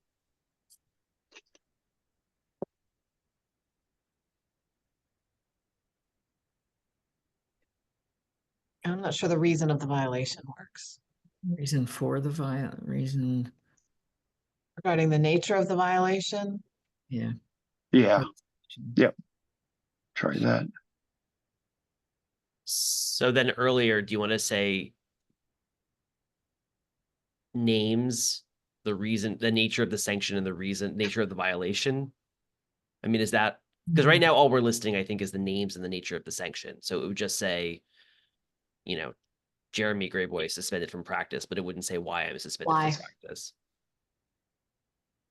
we're now expanding this list. Yeah, in a way. exactly. Jeff is probably, if he's anywhere in the pipeline here, he would be. You could say the names of non-lawyer representatives who have been sanctioned and, to the extent relevant, the nature of the violation. I mean, you could really kind of hedge it a little. I mean, and leave it to the agency. It sounds to me from what I hear from Amy and Nina that the name is the most important thing. But maybe somebody would see the name and read what they did and say, oh, that's not so bad. I wouldn't mind having them represent. Just to give another example of an agency that does this, SSA also has a public list of sanctioned reps, and they will just say the name, more or less the name, the rep type, and the sanction type, and the effective date. That's really great. Yeah. It does include like the state and the zip code. I don't think that's really necessary, but just as another example.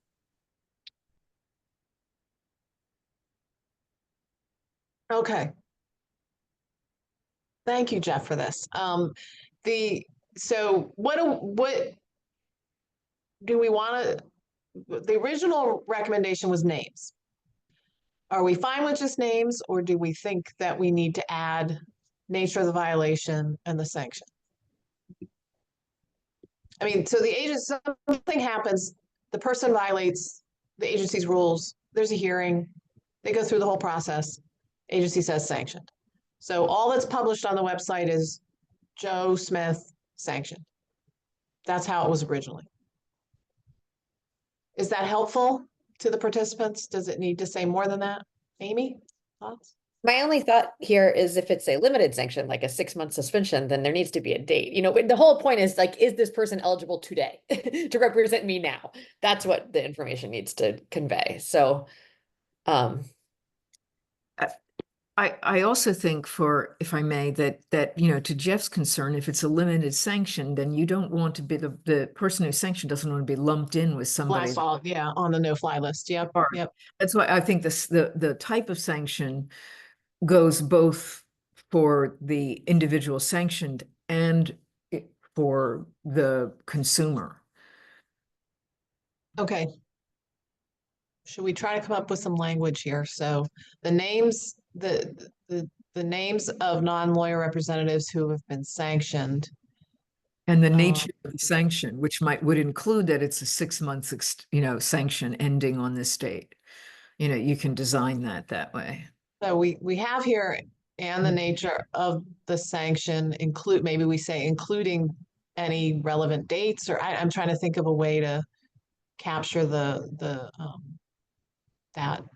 piece of it.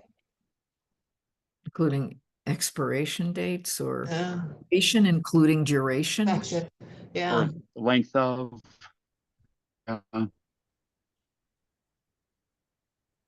Specified period of.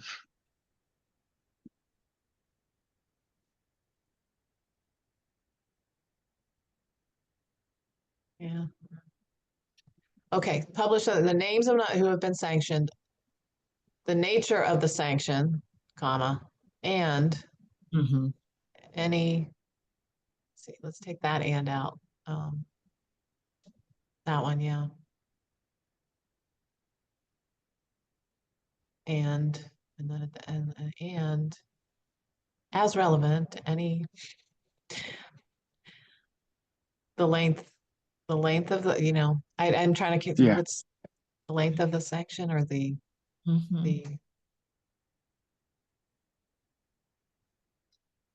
or just the specified period of the sanction. Yeah, period. Okay. Yes. Yeah. There we go. Okay. And then are we taking out to inform and protect? Are we going to lose that? We can put that at the beginning. To inform and protect participants, agencies should. How about that? Let's try that. Yeah.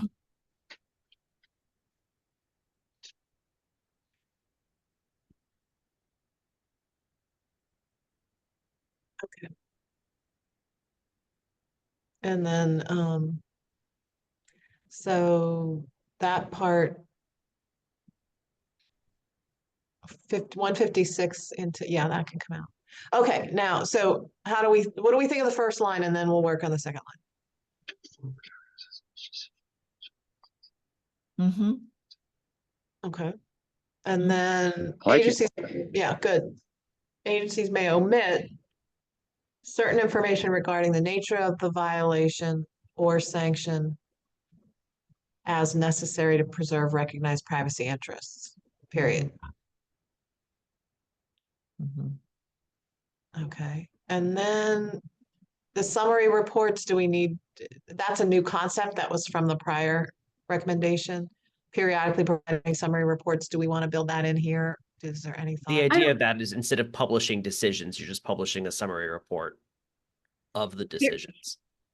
Yeah, here we're just talking about a list on a website, and I Right. think for the purpose of the consumer protection, I think that's adequate. Yeah. Yeah.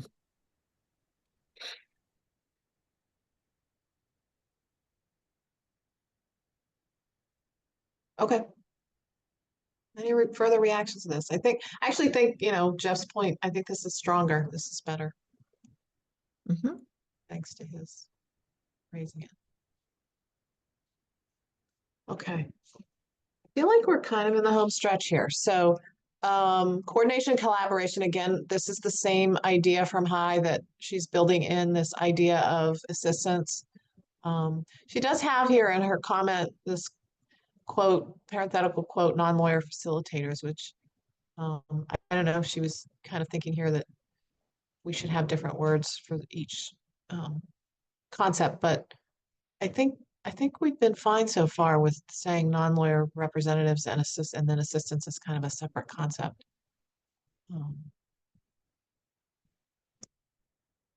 So any reaction to changing the title? It's consistent now with what we say for transparency. It's going to mirror that. The heading for transparency. No reaction. Okay.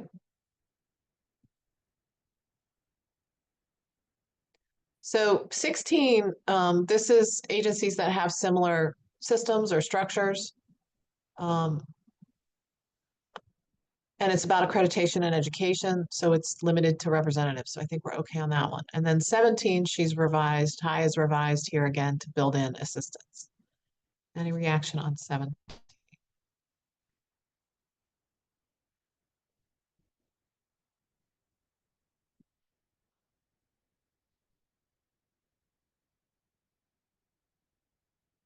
So this is the idea that nonprofits can help agencies, not only on the non-lawyer rep front, but also on the assistance front.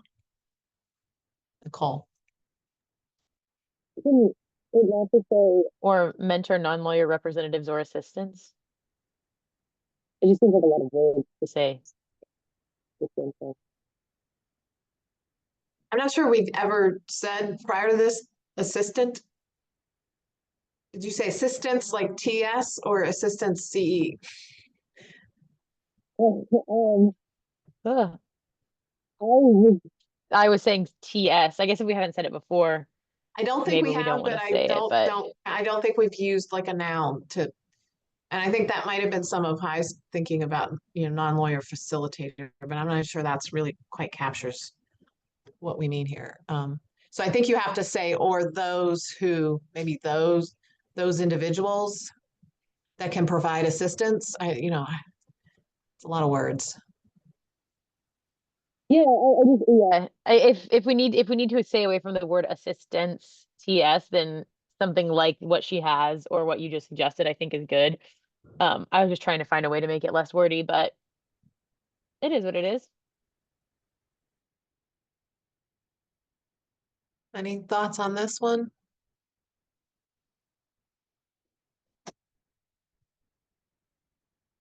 What do we say? Or individuals that can provide assistance. Jeremy, you have save us here. I can try. You could just say employ, educator, mentor, non-lawyers who represent individuals or help them or assist them in navigating agency processes. Who represent participants or individuals? Probably represent participants. Or assist them in navigating? No.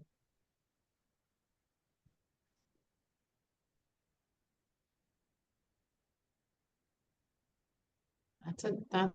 I don't know if, actually, I guess that's a question for Amy. I mean, obviously navigator has become a sort of term of art. I don't know if by using navigating here, it sounds like you're Mm. limiting it to navigation, which means a specific thing, or you just want to refer to Assist assistance. them with, what did we just say, or assist them with the agency's processes? Even, could we just say who, I liked where Jeremy was going, mentor non-lawyer representatives. Oh, yeah, assistants, that we get back to the noun. Or mentor non-lawyers who represent or assist participants. Okay. Period. Period.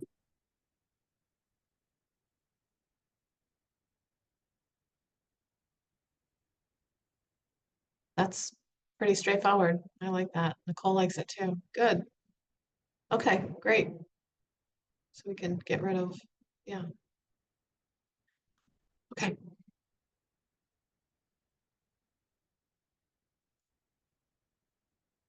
'18, I think that's just her saying this would not apply to assistants. Amy, Sure, it could. You could imagine a,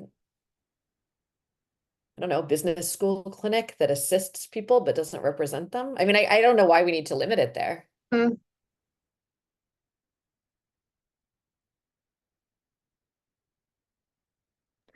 You could see a public health school, you know, having a clinical program so students could Mhm. assist in navigating. Yeah, I assume social workers thinking- do this. So Yeah, lots of exactly. options. I'm Just- thinking of my daughter in law school. Was it in law school or college who did the tax program, helped people with their Mhm. income tax. She wasn't a business major, but. I could imagine housing, certified housing counselors in colleges. I mean, yeah, I think there's a lot of awesome, I wouldn't want to Mhm. limit it. Okay. Nicole, how can we build it in if we want to do that? Yeah, I think we could just kind of do what we did with 17 and just rearrange it. So it says, can you all hear me? Sorry, one of my AirPods died. Yeah, there's you've cut in and out a few times, but we've still been able to follow you. Okay, sorry. Yeah. We could say agency should work with law and other professional school clinics to extend programs allowing students to represent or assist participants under the supervision of lawyers and other accredited officials.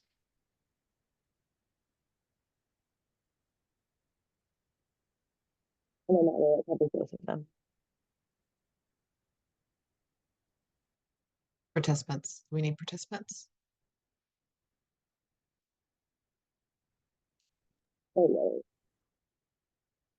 I did just want to clarify, so we are saying these programs allow students to represent or assist, and then even if they're providing assistance, they would need to be under the supervision of lawyers or other accredited professionals.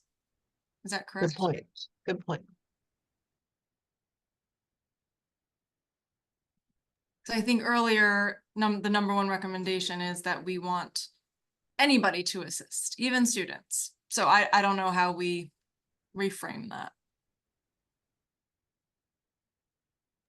I think that you definitely need, in the student context, the appropriate credited professional, whether it's a lawyer if you're representing, or, you know, a CPA if you're representing, or if it's a social work program, then there's a certified social worker, you know, board, you know, overseeing, because we're in law and professional school clinics. And I think they're also very strict rules about running clinical programs as part of, you know, university accreditation.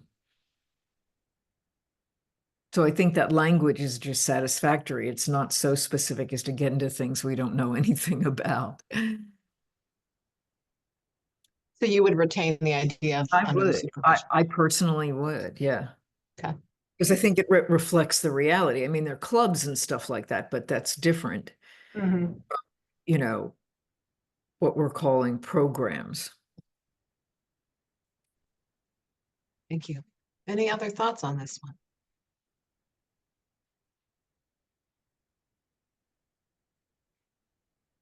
I love that we built this in and Hi was like, oh no, you don't have to build it in here. But we built it in. It's good. Okay, we'll leave it. 19, another addition here of, now maybe we can mirror.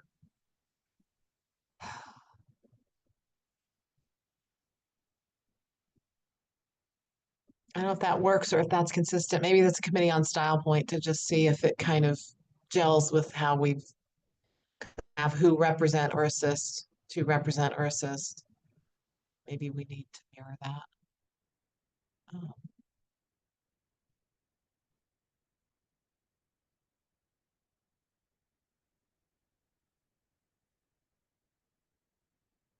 But maybe it's fine.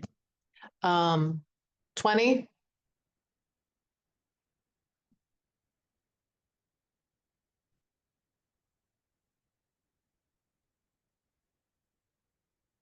Okay, I think we are on the last recommendation, which is data. And we have 2 comments. Hi is saying to keep it, number of how difficult it is to describe, yeah. Yeah. All good points, but no language suggested here. Now, Russell has tinkered with this one before. We talked about it at the first meeting. We've got some further tinkering from him.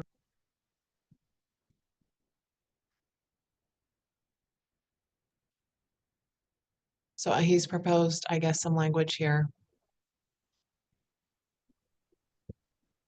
Amy, is any of this run afoul of kind of what you were thinking in terms of your research and report?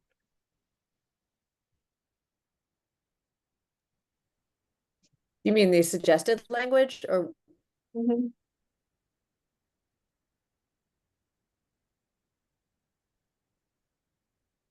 You can think about that. I'll go to Jim. I'll just say, I think it's fine. I don't know that the report talks about unwarranted inferences. I mean, I think that's a perfectly fine caveat, but I don't think it's backed up in the report, just FYI. Okay. No, thank you. Jim.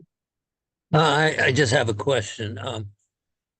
This recommendation compares or looks at the representation and the comparison of non-lawyers. Is that an added language? Does that mean there's going to be a comparison also with the with lawyer representation too, or is this looking at just the performance of non-lawyers? It looks to me like it would include lawyer representation, right? That's what and if it does, I would be a very strong recommendation, support of that, yes. Yeah, so the outcomes in cases where there's no representation, there's lawyer representation. Right, There's right, okay, non-lawyer, yeah. okay, thank you.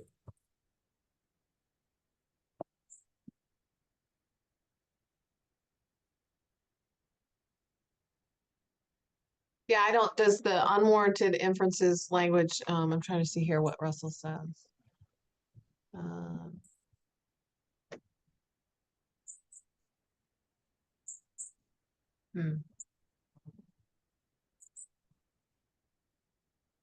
I'm trying to see what work that parenthetical is doing really. Amy, did you have something or no? I mean, I'll say that concept did come up in the interviews. It just didn't make it into the report specifically.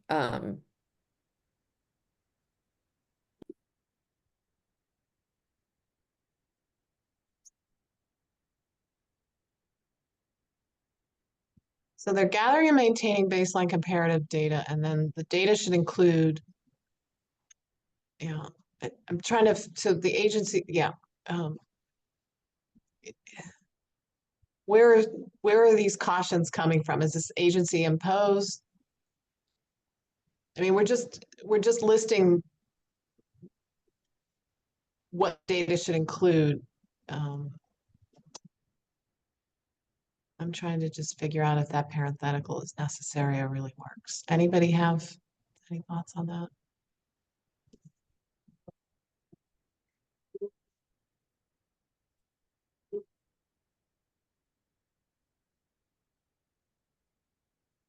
Jeremy. My Mm. gut is ACUS doesn't need to tell data scientists how to analyze data. Yeah, that was kind of, okay. Yep. Nina, thank you, Jeremy. Yeah, I agree with Jeremy that, each agency is going to have, based on what their subject matter jurisdiction is, interest in certain findings and will derive whatever conclusions they can from what the data is presenting. I don't think we need that caution.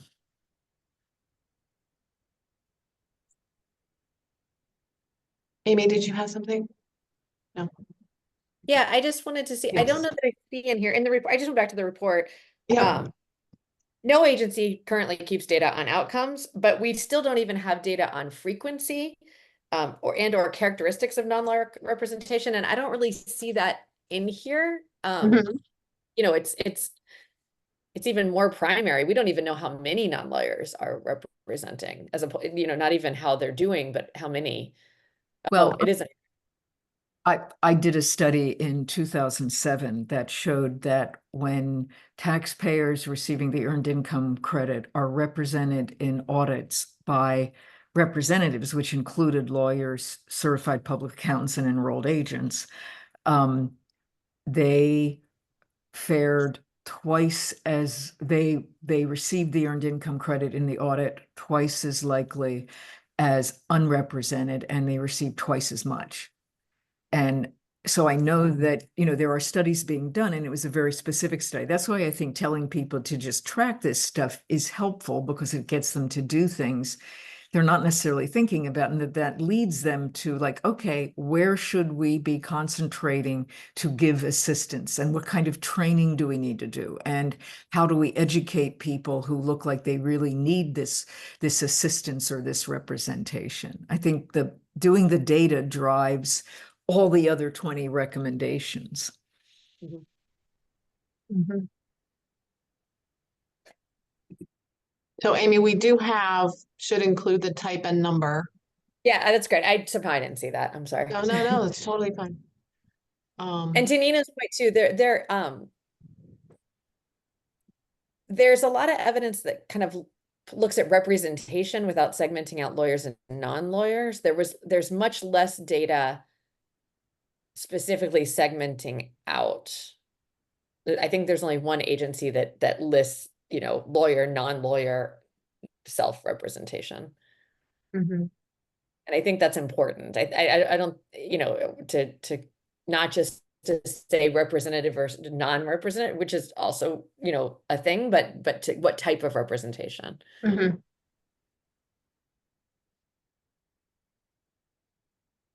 Any further discussion on this edit? Jeremy?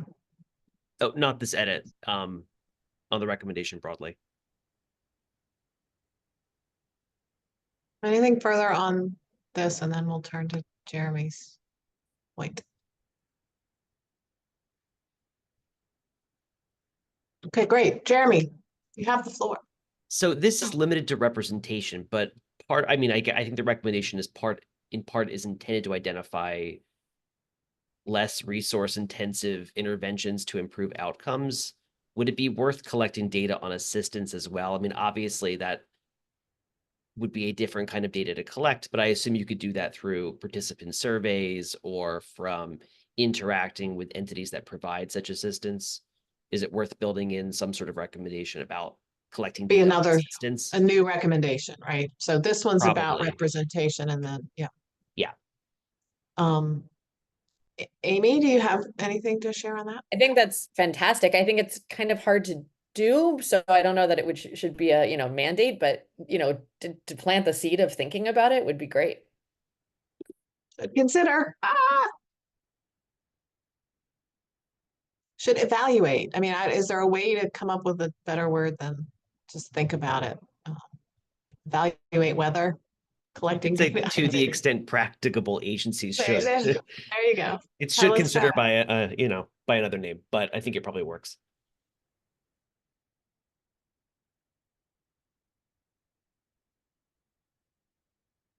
Should gather and maintain.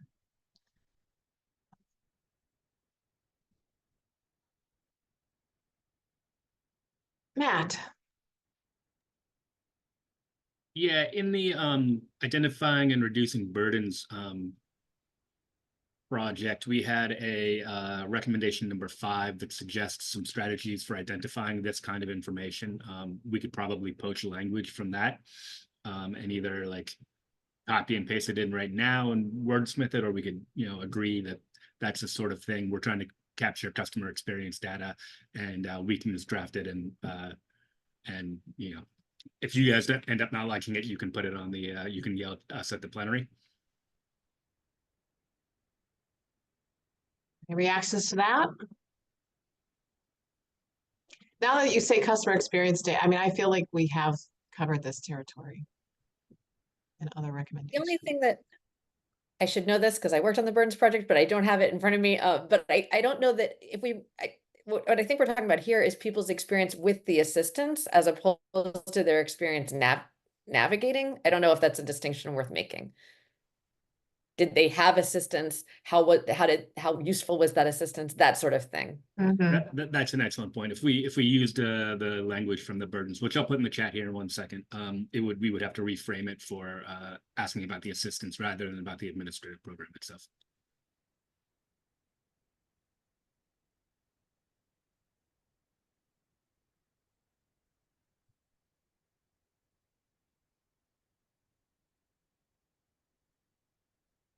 Oh, wow.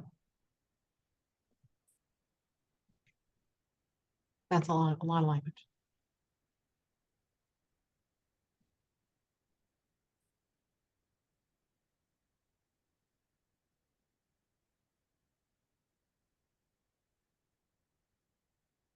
So 21 is about baseline comparative data.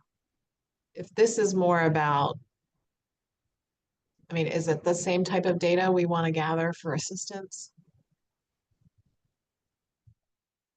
Comparative data, or is it more, how helpful was these? I mean, is it the same sort of data?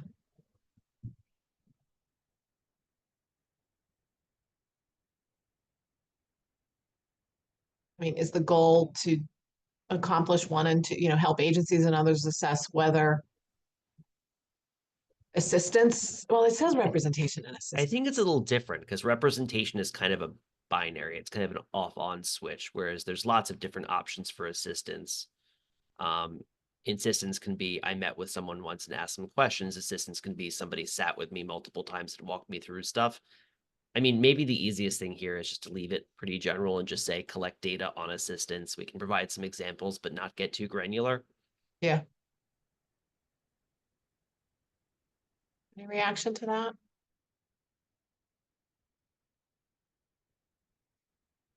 Any language someone is willing to?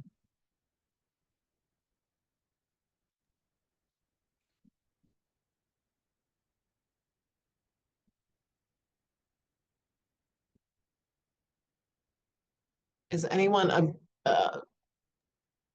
opposed to having Matt and Leah, and I'm sure Jeremy, come up with language to capture this?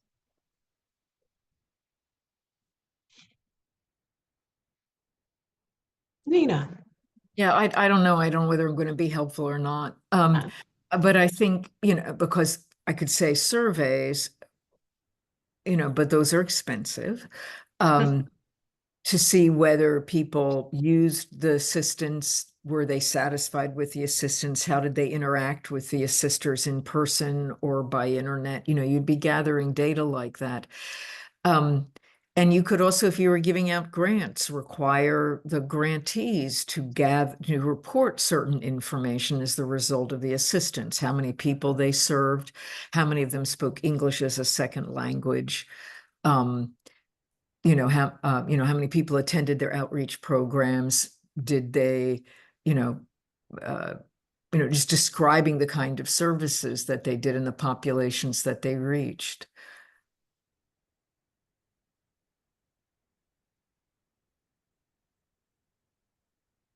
Yeah, I mean, I guess if we could come up with some examples like that would be good. Do we want to rephrase it to say participants' experience with assistance or access to assistance? Mhm.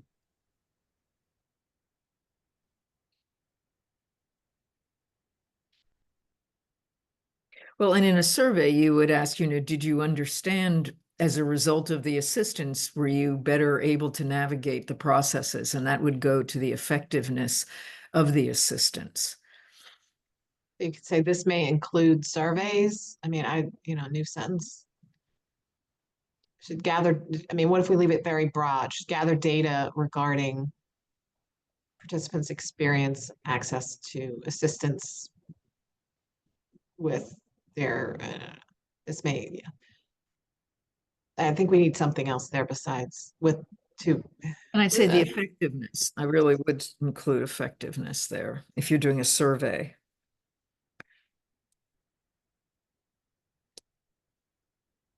Yeah, we can leave a period and then come back to it. This may include, or this may include conducting a survey to gather. I don't know. I'm trying to.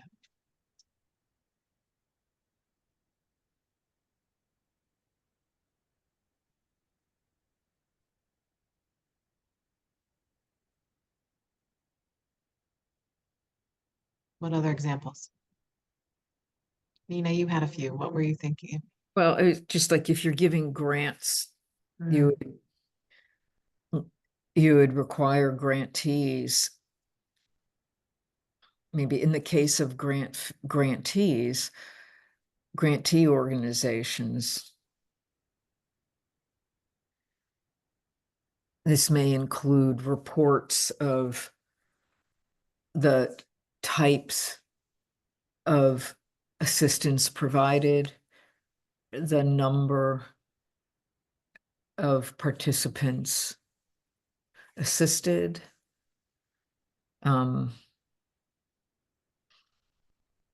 even the outcomes of the assistance, the person applied for benefits, maybe even received benefits.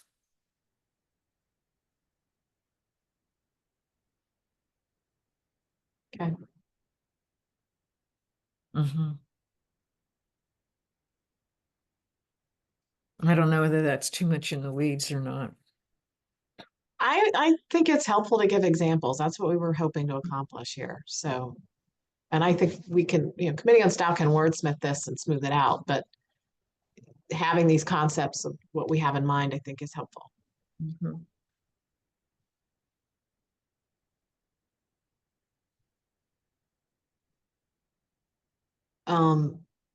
Any other thoughts on this? I don't want to, we have time, so if there's other concepts to capture here on this.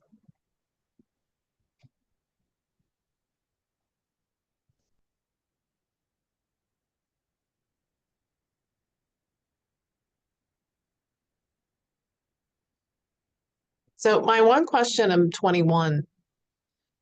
On line 178, we say regarding non-lawyer, so assess whether rules and procedures regarding non-lawyer representation and assistance.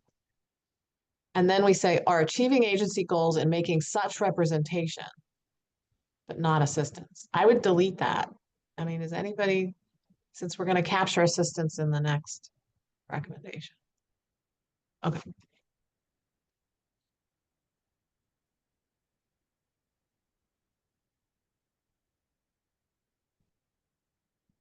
I guess the next question would be the last line of 21 and what at line 185 says such data should be made publicly available and regularly updated.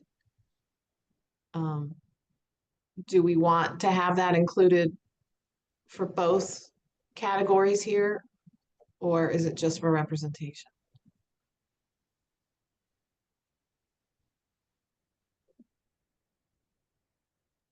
Well, I mean, probably for both, otherwise it's kind of a waste to do it. I mean, the benefit of doing it is obviously the agency, right? Can pivot and adjust policy and use it internally. But I think go this ahead, Amy. From the report, this also comes from the academic community and advocates who would like access to this data as well to help to help, you know. Yeah. So I think, yeah, making it public is important.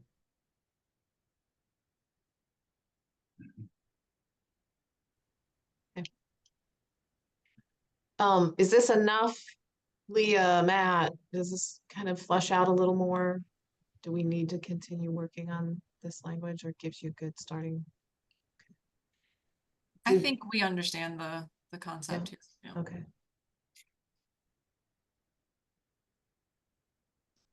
Anything further? Because we are, I think this was everything, right? Am I missing anything, Leah? Did we get it all?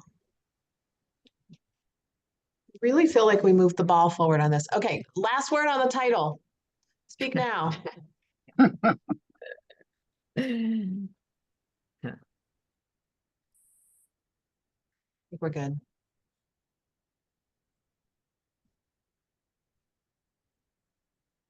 Anything further on any of it before we can do a vote, right? Any reason not to do a vote, Leah? Yeah, okay.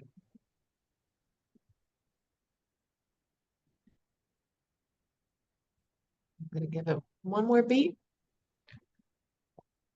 Okay, let's consider voting on the recommendation as it stands, and the language on 22 will just be committee on style, right? And if we need to quibble, we'll quibble at the plenary. Is that okay? Yeah, okay, great. So let's see. Vote. We can do show of hands. Can we do that? Where's my little reaction? Thumbs up? Anybody? Can we see a vote? Who's voting? Who's voting today? Who has early voted? You have not early voted. I want to see a thumbs up. Yes, Rick. Anybody else who can vote? Adam voting. Nicole is voting. I think that's everybody that can vote. Am I crazy, Leah? Tell me who. I'm checking now. We lost Chris. I think, is Chris Walker still with us, or he had to go? He had to go. No, did he go? He's a voting member, right? Yes. I keep raising my hand. I don't know. I think this is great. I have no objections. Thank you. I'm looking. Melissa had to leave. Yes. There's Chris. Thank you, Chris. I see your thumbs up. Lou Varelli, he was gonna join us sometime after 3. I'm not sure if he's. I haven't seen him. Okay. No. Channing, I think I saw him earlier. If he's still on, he's a voting member. No more? I want to make sure everybody's heard from all corners.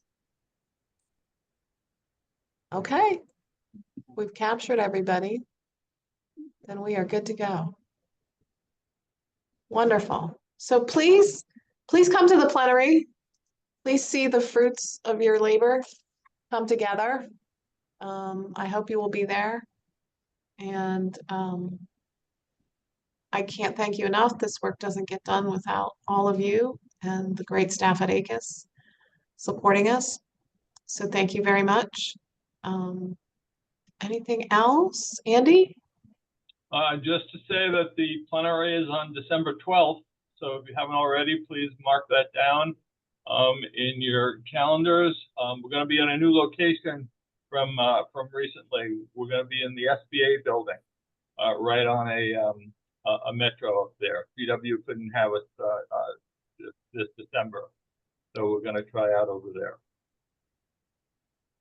And thank you all for an excellent job on getting through all of this. Thank you. And thank you, Amy, too. I meant to include you. Wonderful. Thanks so much. Give you back some of your time.